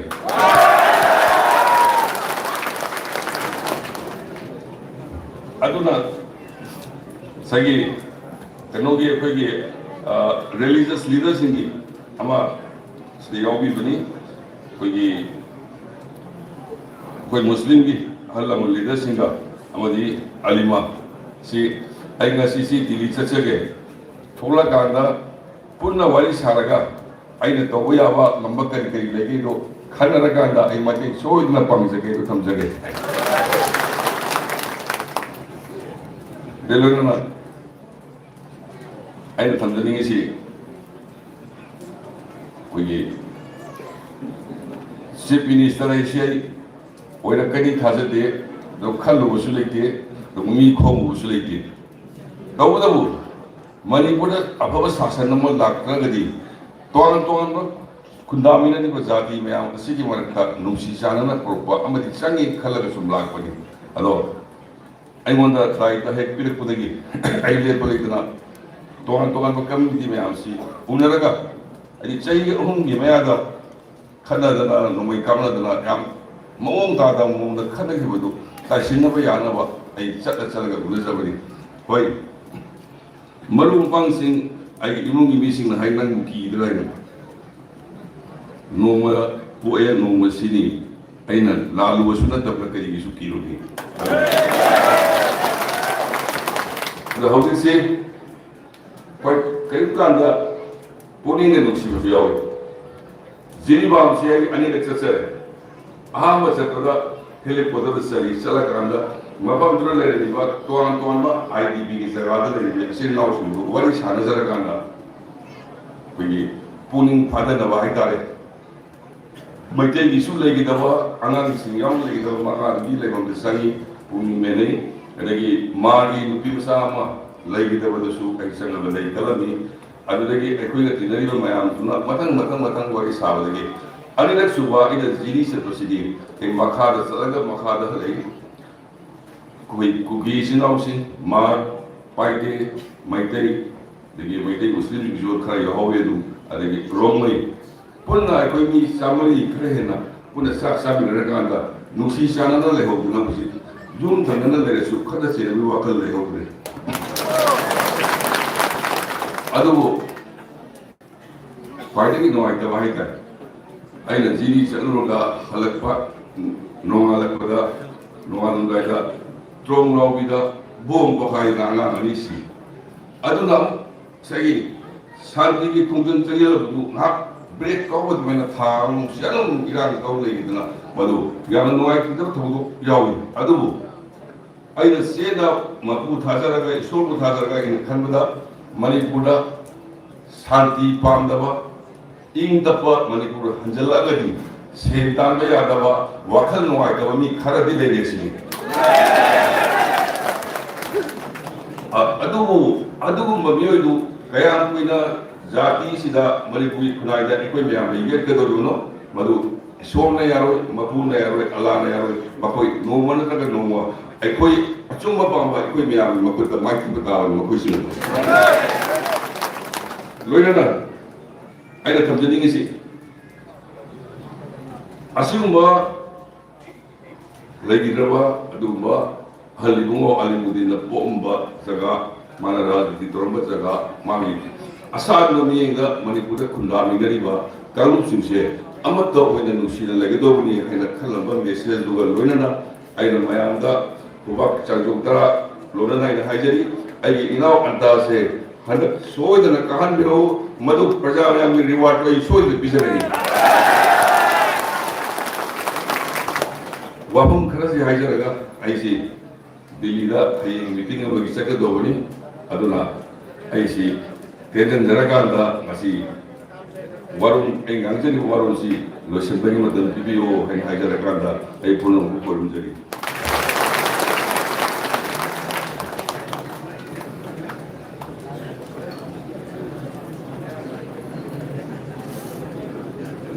Actually, Manipur Honorable Chief Minister of Manipur, Mingwan Hangasar Sri Yumnam Kemchan Singh, World Tampamatunga, Mafam Sidiki, Ekoi, Delhi Damak, Chatkadavid Miana, Stogananda, Kemchan Singh, Bharatiya Tapavina,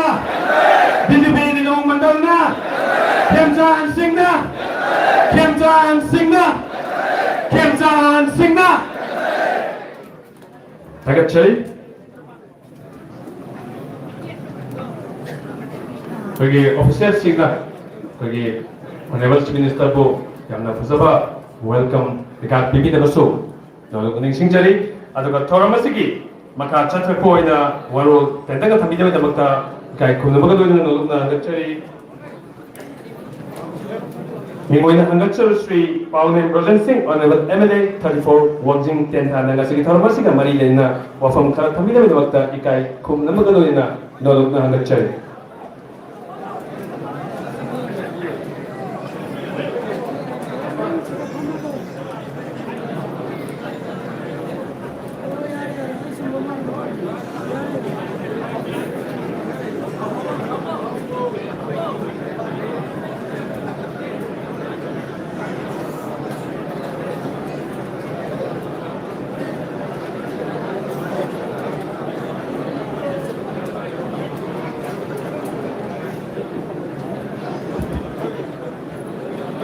Masih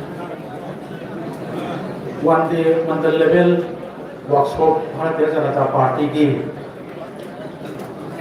ai ki sirbai now by anta honorable ex-MLA ki sangai da pakto iba orang masigi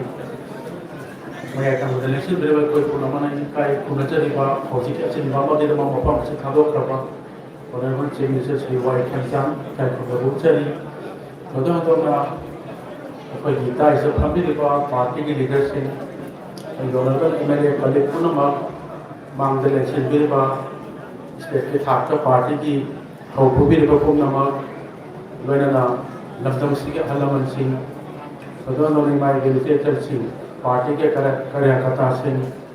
जैसे कि मफम अतई लापीबा मंडल की चिन्नाव सिंह पुनमकसु अने सचिन जनको मगुनि का खुलबुचरी खितंग समझनजगे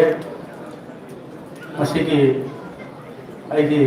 इनाव श्री अंताज हानगी एक्स एमएलए ओइबिरम श्री ऑनरेबल चीफ मिनिस्टर ना ngara nong dang khoi phamina bani yamna thaja ba yamna nungsi ba inaw moi na mana khoi mayam na bele mele nyam si yaw si yam phabai naw ni hai na ma thaja pi budu dagi khoi mayam se loina atai su la ka da bani do bawo station mai na mayam tu na khoi loina la ka da so khoi khara so na bari chief minister na yaw to ba adi hai ba dagi khoi la pani thamjaningi buwa pham di lilong hai ba lamdam se thawal ke se ki ahan ba कोनुंगदगी हाइदारपा हाइतारे सेक्रेटरीदगी हाइदारपा हाइतारे मफम सि यामना मरु ओइबा Thoubal district की part अमनि हाइबा लिलोंगसिना सिलक नोंसितु लेमौरिबा district सिंग दसु Thoubal district के मथु काचिंग district की मखा तारा लेबा district सिंग दा यामना चैथेन पीबा अफबगी चैथेन पीबा दुगुम लमदम अमनि मसिदा ऑनरेबल चीफ मिनिस्टर लेबी रत्ना कोई भारतीय जनता पार्टी की थौरम हौदोक पिरम से दुखी मतिक कोई नुवाइजै लिलोंग की प्रजा सिंना मरो ऑनरेबल काउंसिलर तरेक मसु मसाई यावे हाइबिरे मसे कोई यम नुवाइजब मनि अखोइना आइगी केंद्र की मंडल की एजुकेटिव मैम सु लापिरी अखोइना लाक्चरीबा आशा से करी आशादा लागिनो हाइबदा लिलोंग की प्रजा सिंना लेग्यान तौदर भारतीय जनता पार्टी की आइगी नाव अंता सोगले हाइबगी खुदम से उपिराबा अखोइरोब द केंद्र मुस्लिम से मरी मंगा यावरी हैरोक्ता मफम पुनमक लोन यावरी मैम से यावरा थौबाल डिस्ट्रिक्ट से केंद्र तरुक भारतीय जनता पार्टी ने कागनी है आशा अखोई लाचरीबनी की नाव अंता तानबदा सुमाइना इचम चम यानबसिदी नुंगाइत्रे तोंगानबे स्पेशल फंक्शन अमदा लेंगान लोइना तौगे माना ताकपिरबगे अखोइसे हराउना हेना लेजबनी हराउना अखोइ नाइजरीबनी लिलोंगी लरिबा इचिनाव अहल लमन मयामना भारतीय जनता पार्टी द सुप यामना यावबी एक हाइबसे मसे आइगी केंद्र दसु अचौबा कानबा बो ओइगदबा अदुगो मयाम से लैबनिना अखोइ मतमदा दु नाइजगे अनिसुबदा अइना थमजनिगी मियोइबसी आशाना वाखलना चटपनी मियोइबदी मिटना उरगा चटपनेना मयामना खनबसे मियोइबदी वाखलना आशाना चटपनी धर्म निंगरिसिना मपू निंगरिसिना मपू की नाकता हयंग खोला सिरगा सर्ग यौनरबा मपू की नाकता यौनब निंगब राजनीति यौनरिसिना आइगी कंट्री दो आइगी स्टेट दो आइगी लेकाई दो आइगी इमुंग दो आइगी चिन्नाव दो मधु अफबा मो ओइनबा चौखटबा मो ओइनबा यौनब मधुगी मरमननी भारत चौखलपदा खो म्याम हराउरिबा मणिपुर स्टेट चौखलपदा खो म्याम हराउरिबा आइगी केंद्र चौखलपदा खो म्याम हराउरिबा आइगी मोना थबक फंगदा आइगी चिन्नाव थबक फंगदा हराउरिसे मसी अखोइ आशाबने राजनीति की लंबीनी धर्म की लंबीना मपू की मनाक चटपदोनी मपू फंगबदोनी राजनीति की लंबीना आइगी स्टेट डिस्ट्रिक्ट से चौखटपाई लंदम चौखटपदोनी अदुना आशा हाइबसी अखोइना करीदगी तौबा याय राजनीतिदगी फंगबा याय आशा हाइबसी आशादु लेतदनी मसी लिलोंग अखोइना चंगैबा लंबी से इखुल याम हौवेबको मसी अखोइ लिलोंग दा आशा से लेखिददनी हौजिदगी नाउन हौलै हौसिद अखोइना आशा फंगतारगदी बिहार दा पुलप पाइग्रबा भारतीय जनता पार्टी बेंगोल दा पुलप पाइग्रबा भारतीय जनता पार्टी असम दा पुलप पाइग्रबा नेक्स्ट मणिपुर लाइस मियाम नांगै पार्टी से फतबा दुखुन मंगानै पृथ्वी दा ख्वाइदगी चावबा पार्टी नि भारत दा ख्वाइदगी स्टेट तरे कारबा स्टेट तरा तरे ता होजि होजि मेजॉरिटी पार्टी से खत्तर मेजॉरिटी होरबनी एनी बिल एक ओंथोपदा आइन संदोपदा अरुब खरिमता लेत्रे हयें हंचितगी हौदोइबा पार्लियामेंट सेशन सिदा एनी इंडिया की लॉ में एक अम सेंदोक बहुत दरकार होइबा नंबर से चहुंगो हुफोनी हौजि हेंदोक लेग्रे सीधा पास तौरपसे राज्य सभा में पास तौरपसे स्टेट इंडिया की स्टेट कुनिपा नि मनुंगा तरा मंगाना फंगबा मतमदा इंडिया दा एक से ओथोप यारबे पूर्ण आइन में सेंदोकनबा एक अम बिल में पास तौनबा एक अम सेमनबगी दरकार होइबा एमपी मसिंग एमएलए मसिंग स्टेट मसिंग से लोइना सुन लेरबा भारतीय जनता पार्टी दा अखोई मणिपुर ना आशा तौब नत्रदी अखोई मणिपुर से इंखब शांति के चौखट लंदम ओरोय मसिन मरम ओरगा भारतीय जनता पार्टी ने सरकार पाइगने सिदी नहासिंग वखलोददी खंद्रे अहल लोरबा लारिक असु हैरबा मयाम वखलोददी थमोद लोयना लैबे अदर मसि अखोई येंगा अखोई येंगा लिलोंगी प्रजाना हौसि ममानो थंबिरम ओजाना थंबिरम दो धर्म न राजनीति का यानते अदुन अदु यानते हैबदु लेका की वारिनी भारतीय जनता पार्टी द धर्म द येंथि को कसु लेति मसाई मरुप श्री राधेशान थंबिरम ग्रे अदुना तोंगा द थाजदरिबा चौखट थौराम आइगी केंद्र के आइगी डिस्ट्रिक्ट के आशा दो कराइद लेके हैबद भारतीय जनता पार्टी द लेगे 2029 बाकी भारतीय जनता पार्टी ने पालने से को खुद में खंगरे औजिक तरफ पे वन नेशन वन इलेक्शन तरफ के तोरे वुमेन रिजर्वेशन 50-50 के तरफ के तोरे लोयना डिलिमिटेशन तरफ के तोरे पुनः पक्षी ये का भारतीय जनता पार्टी नतन पॉलिटिकल पार्टी से लेते बको उरे वो थंगन चलिबा पार्टी तो याम पिक्सन गरे कोन ममिन पंद्रगसु अदु इतरगदी लिलोंगी प्रजाना करीदा आशा तौब यागे करम पार्टी दा आशा तौब यागे है बसे तापनिंगाई ओइरिब्रा करम लंबी दे कोई चटक दगे प्रजा की थबक हाइदोरकदा थबक योरकदा लंबी सेमबदा फन कोइला थारकदा पुनः मक्सिकाना दा आशा तौब याय करम पार्टी दा कोन तौरबी बीजेपी नतन भारतीय जनता पार्टी नतन अदु धर्म की अखुब येंग दबिदा भारतीय जनता पार्टी दी येंग नतना कोई करेक्ट लेके मरक सिदा पार्टी खकी नतन ऑनरेबल चीफ मिनिस्टर सिसु करम मखली चीफ मिनिस्टर नो केन तंग येंग याय श्री नरेंद्र मोदी जी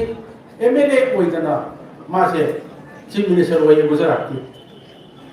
अमुसु एमपी ओइदना प्राइम मिनिस्टर ओइ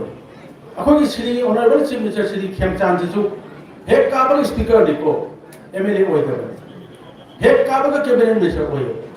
अतुगी मथम दम चीफ मिनिस्टर ओइ माइ मकुन से एमएलए ओइदिए लाई न मपुना थारक मी अमो से तोंगाने प्राइम मिनिस्टर मोदी सु मपुना थारक नि एमएलए ओइदना चीफ मिनिस्टर ओइबा एमपी ओइदना प्राइम मिनिस्टर ओइबा श्री खेमचांद अखोगी लीडर सिसु दिल्ली न खलपा अखोई में आम वोट रो खन मनते दिल्ली न डायरेक्ट मसिन नुपासी मति चारे न खलपा मियोय करम मियोय एमएलए ओइदना स्पीकर ओइबा एमएलए ओइदना कैबिनेट मिनिस्टर ओइबा एमएलए ओइदना चीफ मिनिस्टर ओइबा एमएलए मुफाव ओइदना चीफ मिनिस्टर ओइबा नुपा अमा से लाई न थारकत्रदि ओइबा यादब नुपा नि असिगुम नुपा सिना मणिपुर की चिंगी जाति पुनः मसक खंगी सिगा तिनाई सिगा पुली तंपा की जाति पुनः की अपाम बसुमान खंगी याम मतिक चाबा मेमोरी याम फबा हाई की वासे काउदबा अदुगो मखल की अफबा लीडर मसिगी मखादा लिलोंगी प्रजाना हंतक के लाखदर इलेक्शन से थागल अप मतंदा मणिपुर के चखत थोरांदा अखोई थोबा डिस्ट्रिक्ट जो हेड में ममगी थाना लेबा लिलोंगी प्रजाना चखत लोए न खलुबगी मंगलाम से मसि तोबिरनो अदुगी मति चखत फंगनी अदुगी मति ऑनरेबल चीफ मिनिस्टर श्री अंताजबु नुसीबगी खुदम से गराम नुदान सुमाना फोंतोए अदुना मरम वरगा लिलोंगी प्रजासिंगना श्री वाइस खेमचांद की सरकार दा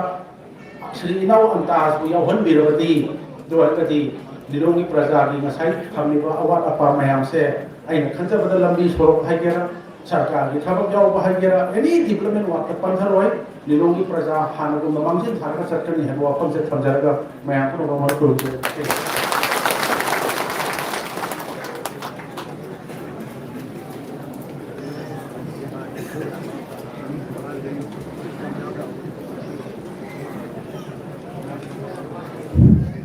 Agachari, Tekam Nazariba Sri Pawan Rajan Singh, Honorable MLA 34 Wangjing Tentala Nasi Warul Tangram Matunda, Nasiki Thoramasigi, Maka Chatter Boina Warul Tambina Makta, Kai Kumnabaga, Doina Nolok Nagachari, Janab Yungkai Bam Antas Khan, Honorable ex-MLA 30 Lilong Assembly Constituency na Nasiki Thoram Asiga Mari Lena Wafam Tambina Makta, Ikai Kumnabaga Doina Nolok Nagachari, Miana Hobokuba Amana Nolok Sage, Podi Yamari Makta.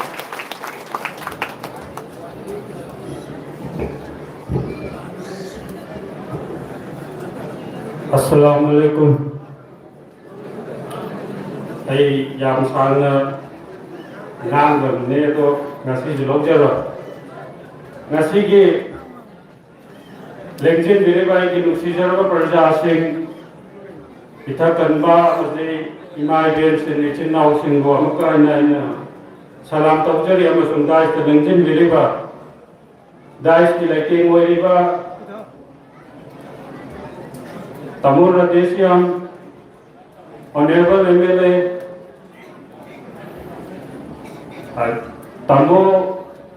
Pangam Brosen, Honorable MLA, Pangin Teta, Honorable MLA, Tamu Rameswar Mitai Kerau, Honorable MLA Prem Chandra Kumbi, Amadi, Aiki Amusi Jarba, Yaba Tamu Ravindra Thangaki Amadi, Honorable MLA Amadi, Amasung Aikoi Thaban District President, Tamu Kumar Jit Amasung Thaban District in charge. Oi biri ba uchi inaucha devi amasung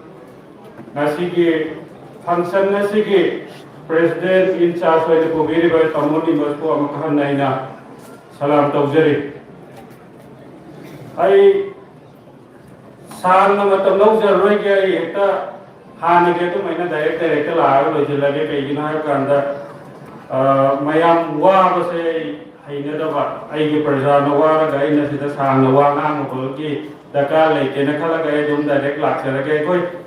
Liloki and Ragi, Sai, Uncle Elim Nairamba, Kiendra said, Kinder, Mam Singha to Munakan around in Highway Arroy. Sahi Crown to Tamari Fajala Koraba, MLA or the Puraba said, Sisida, Kali Gumba. Thabuk amabau machuda ba thabuk ko tawdri haina aina mangon da haiba se lala moi nei khanje mana khwai ke hai ba ko dei bu haijin ba se yam hai mamang ki 22 ke election da wa ko vote ki offer form asa ba me am mi yen na nam tha tawra vote ka hai adu bo ai koi me am से semi रिवाला तुने पूवनी ने नसी दिकरी हुए रे तो माल ही रे है जो तो नाम था तो रुपये नहीं आए से आई है कि मैं प्रजा द नाम था तो बसे हमारी जिन बसे कोई ने सत्ता बनी अदुना आई कोई बस सेमी रिवा प्रजा सिंह से सीधा नाम था तो बसे याम लाली है दुनिया राय नहीं नहीं से अदुना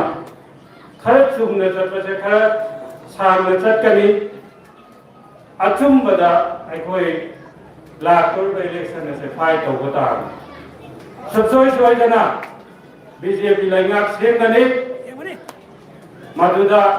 लिलों के अंदर आई बसो रिप्रेजेंटेटिव को हिंदीओ है सिने में आते थमने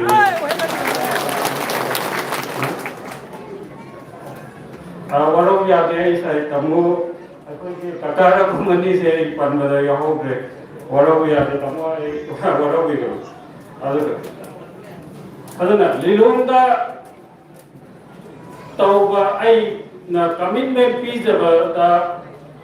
आई थबुक तौबंगा मोइदबा आई कमिटमेंट अमको पीथिदे आई लोइरमे मेलेदि सुमनगी थात्रा नहीं खतने अदुबो केंद्र सिदा आई ना राजनीति चोंथोरपदगी कारसु कारगसु आई के अंगम कैपेसिटी दा ngasi ko kendra se da lai ba ai gi praja sin wa ba ya de nai to ra do ngasi ko lep ta nai to ri to su to ti ga ni ai ko kun tri la ri ko aduna ya na sa na matam lo roi ge awat pa na thala ba kendra se ai koi kan se ha ta ra ga di Bharatiya Janata Party le koi बहुत P पर दरकार है high बसे ऐ में हम पे बोलते हैं सही के बाद तो कांदा उन्नीपान करम निपान सही क्रम ना सरकार पालन में अभी मतों का उन्नीपान करम निसुम हंदर पर कांदा उसी मंगा तंगाई रे मतंग लाकर भी इलेक्शन सिद्धि आई न कितंग मगर केंद्र नहीं मगर संजय लगा खो मगर दी अब न दिले बहुत कर रहे न खाले कोई बांग जाए कोई तमो की मुँह बीम जुलाई रहे तमो कोई नुपा थोक न बहुत कौन से माँ कोई की मतम लोई रहे आई ने सब सोई सोई बनाई की अंगम बके पास इतनी तो बहुत कौन बनी तमो की सहायता की आई की सहायता की मैक्सिमम कौन बनी तमो की सहायता की मैक्सिमम कौन भी रहो मस्ती मुझे और बांग सिंह तो बीजेपी के काउंट तो वो देखो ना नहीं बोल ꯑꯩꯈꯣꯏ ꯃꯤꯠ ꯃꯥꯏ ꯌꯦꯡꯅꯗꯅ ꯂꯩꯕꯒꯤ ꯃꯇꯝ ꯅꯠꯇ꯭ꯔꯦ ꯀꯔꯤꯒꯤꯅꯣ ꯍꯥꯏꯕ ꯀꯥꯟꯗ ꯂꯩꯕꯥꯛ ꯑꯁꯦ ꯃꯩ ꯍꯧꯗꯅ ꯂꯩꯔꯤꯕꯁꯦ ꯀꯅꯥꯅ ꯇꯧꯔꯝꯕꯅꯣ ꯍꯥꯏꯕꯗꯣ ꯑꯩꯈꯣꯏ ꯂꯣꯏꯅ ꯈꯪꯅꯩ वाबदी ख्वाइदगी वाब कम्युनिटी से लामददी यावदी हाइबा अदुबो मितै पांगन ख्वाइदगी हेना वाइ हाइबसे आई ngasi प्लेटफॉर्म असिदि हाइ करिगिनो हाइबा कांदा मितै पांगन वाइ से कोकी का मितै के तौनबा कांदा सो मितै पांगन कोइ से victim ओइ नाकल मगे सु फानंगाइ चेन बा नाकल मगे सु फानंगाइ चेन बा कांदा ओजेना नागागे म जौदिले हाइरिबा लान सिंसे राजनीति की खुदोंसाब खरा लौनगाय तौब लानी हाइबसे अखोय म्याम लोइना खंगरिबदुनि अदुना वारिबा खुदिमक से कोखनगी हाइबतारगदि पॉपुलर गवर्नमेंट ममा मतिक चाव सरकार अम थंबसे स्टेबल होइब सरकार अम थंबसे दरकार ने अदुना अखोय लिलों केंद्र के सु यावहोंनगाय अखोय तौसि आई हाइनिंगबदि वाफम म्याम मने दुबो आइने तौखिबा मैम पलना मंगनिंगे तौरकदब मैम प्लेटफॉर्म से मतिक चाद्रे थबुक उच्चगे है वफम से तीनबीब लापीब प्रजा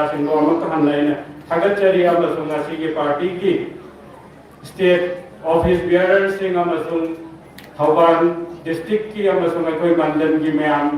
दायित्व लेंखट्टीब ऑनरेबल मैम सलाम तौजरी अमसुंग थागत फोंदोकचरी हाइबो वाफम सिखक्तन हायरगा आई मतांग से तेंजिनजरे अस्सलाम वालेकुम Thagachari Sri Yungkhagam Antas Khan, Honorable ex-MLA 30 Lidong Assembly Constituency, Lakadurva Tara Gundura Vidhan Sabha Mikadashida, Allah Rabbul Alamin Awal Makata Mai Papunam Bagi Kodana Padatona Devotion. Tharmasigi, Nasigi Presidential Space. Bini bagi tanjaro dok sege kai kumna bada matik chara bai kai kumna jari ba mingoina hangacha Sri and Nimbat Singh, respected President in charge and Senior Vice President Bharatiya Janata Party Manipur Pradesh tanga se tharmasi ga mari laina wafam ka khamida bada makta ikai kumna bada loina nodok hangacha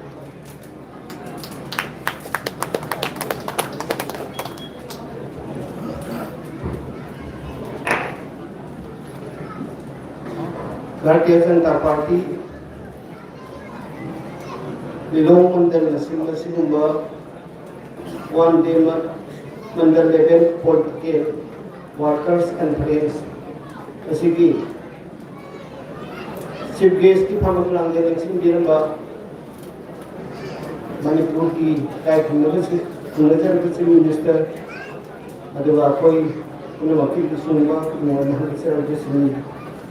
नाम खिमचंद सिंह डाइस लेंसिंग की मिसिंग मरतगी हेलोगेन लोग का चलिबा hello केंद्र की ऑनरेबल एमएलए आईडिया में श्री रदेशिया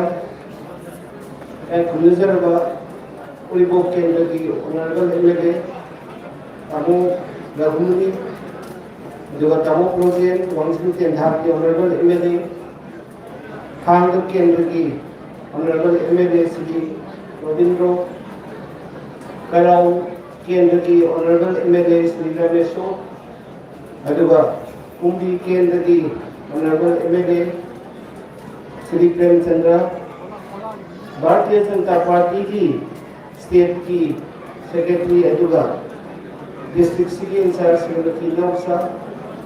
डिस्ट्रिक्ट की प्रेसिडेंट श्री कुमार जी अदुगा थोइदोगे तोंगन असिगी कॉन्फ्रेंस असिगी अचौबो दायित्व लौबीरिबा अदुगा लिलोंग केंद्र की भारतीय जनता पार्टी की मुसिंबा आमलगी एमएलए श्री अंतास मानगदेन सिंह बिरिब सिंह की मरद की भारतीय जनता पार्टी की स्टेट की वाइस प्रेसिडेंट सिंह अदुगा सेक्रेटरी सिंह मोर्चा सिंह सिंह मंडल सिंह मनोदल तोान polling station Bharatiya Janata party की कार्यकर्ता श्री अंताज की सपोर्टर्स मैम खुजरी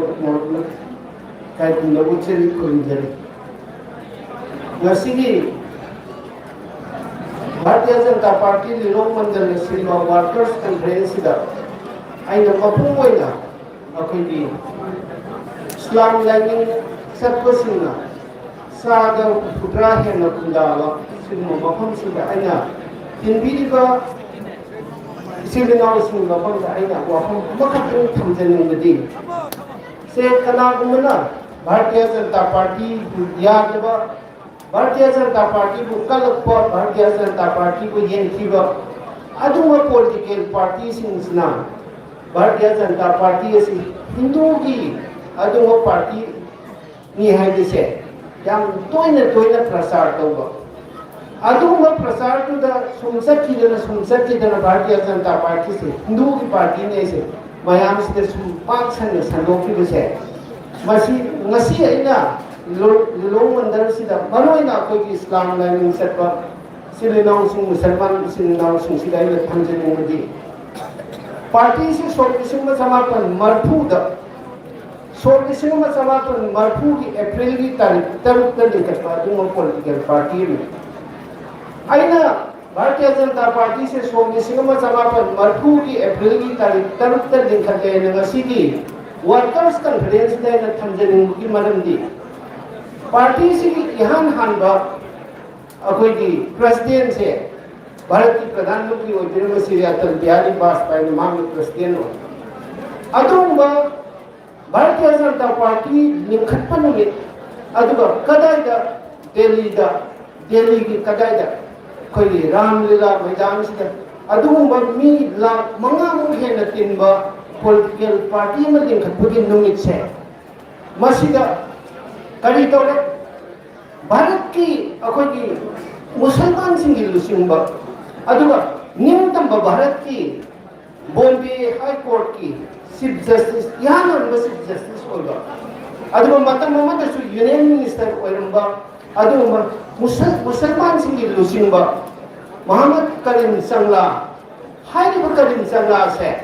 महाना भारतीय जनता पार्टी लिंखत्पा नुमित अदुगा सोक 1940 एप्रिल की तारीख 6 से मी लाख मंगा हेन तिनबा अदुगा भारतीय जनता पार्टी लिंखत्पद योबन लुसिंबा मयाम दो मधुगी मान ऑब्जर्वर ओइने लाए फ्रेंडली ऑब्जर्वर ओइने अदुगा भारतीय जनता पार्टी लिंखत्ननबगी तौबो मीटिंग कॉन्फ्रेंस है मसिदा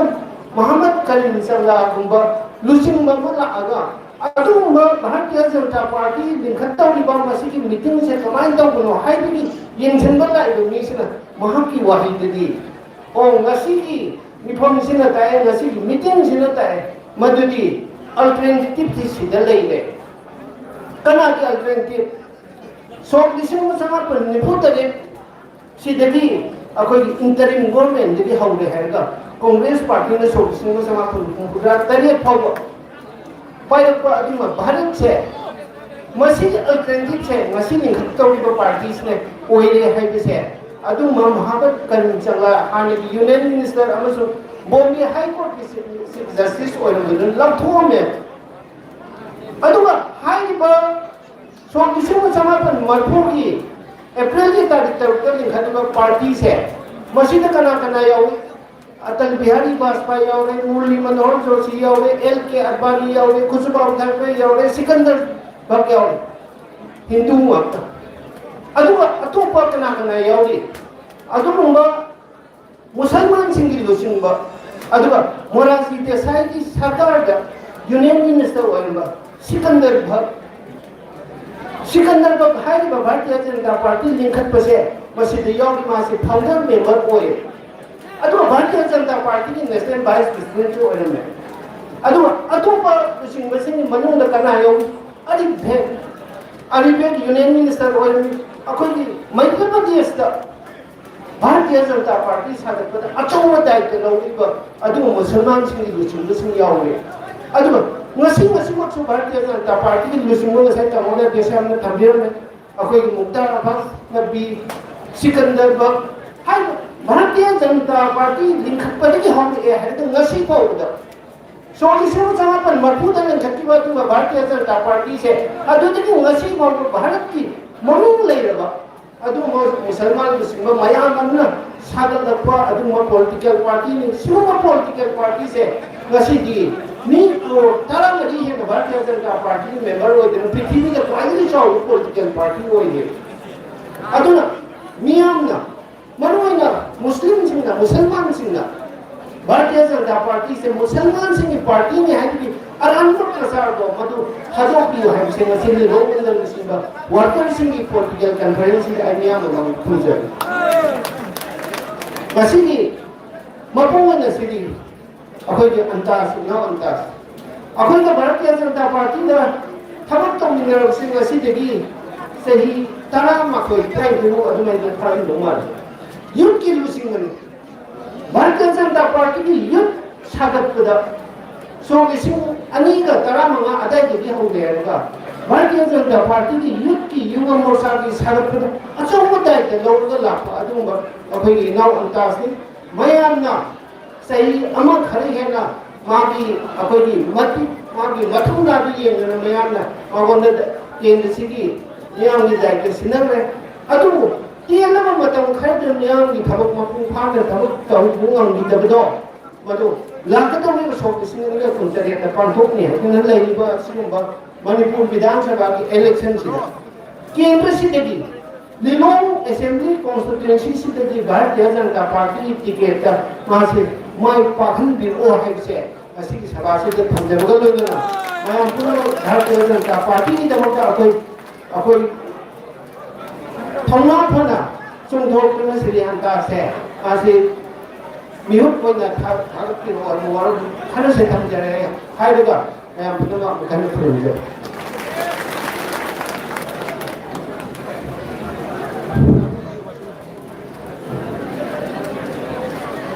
Actually, okay, Gunazariwa, Sri N. Nimba Singh, respected President in charge and Senior Vice President Bharatiya Janata Party Manipur Pradesh President की चुंबा मोनो थंग्रमातुम तक दायित्व फमी लगी मदद के कोई ऑनरेबल एमएलए मा याम नान का बिया दिया इन कोई फमी बसिंग की मके दी इंसिंग जरी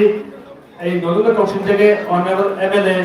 6 Kaya Assembly Constituency Lingoina Gatsara Sri Narendra Rameshwar Maitena Awal नोदुना कौशन जगे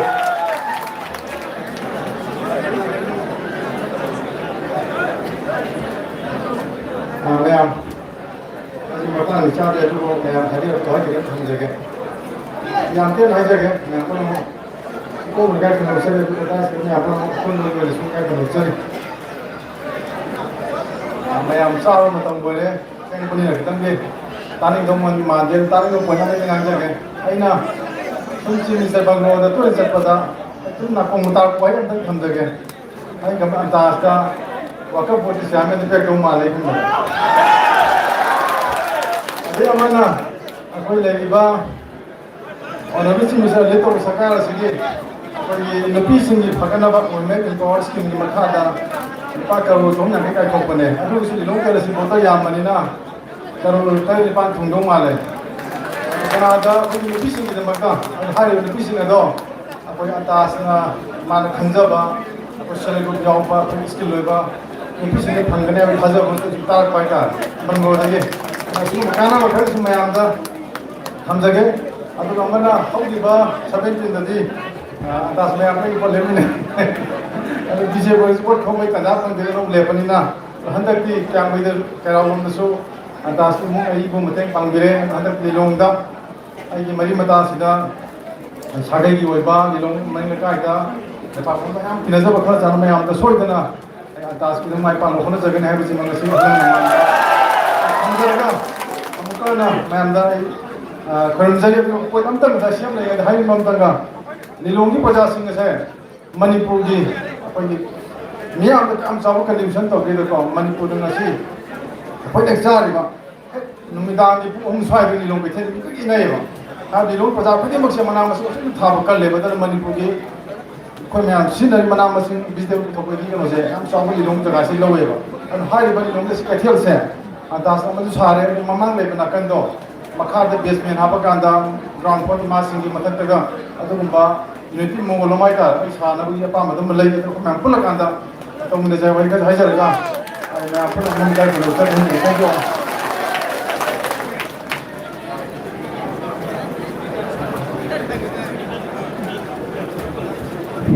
Tagachari Kakunatariba Honorable MLA 6 Kaya Assembly Constituency की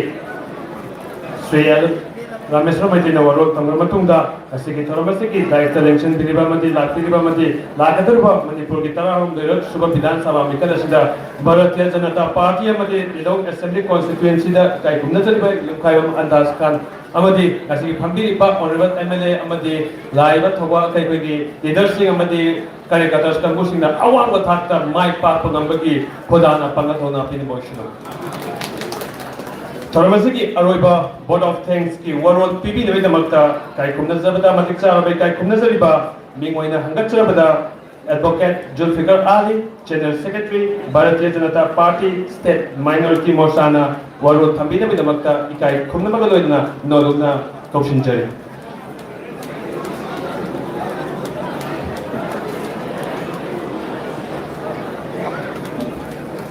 Assalamualaikum. Aina mafam sidida lep charakanda thagat warol thamgani haina lepse lande haina ina khalli karino harakanda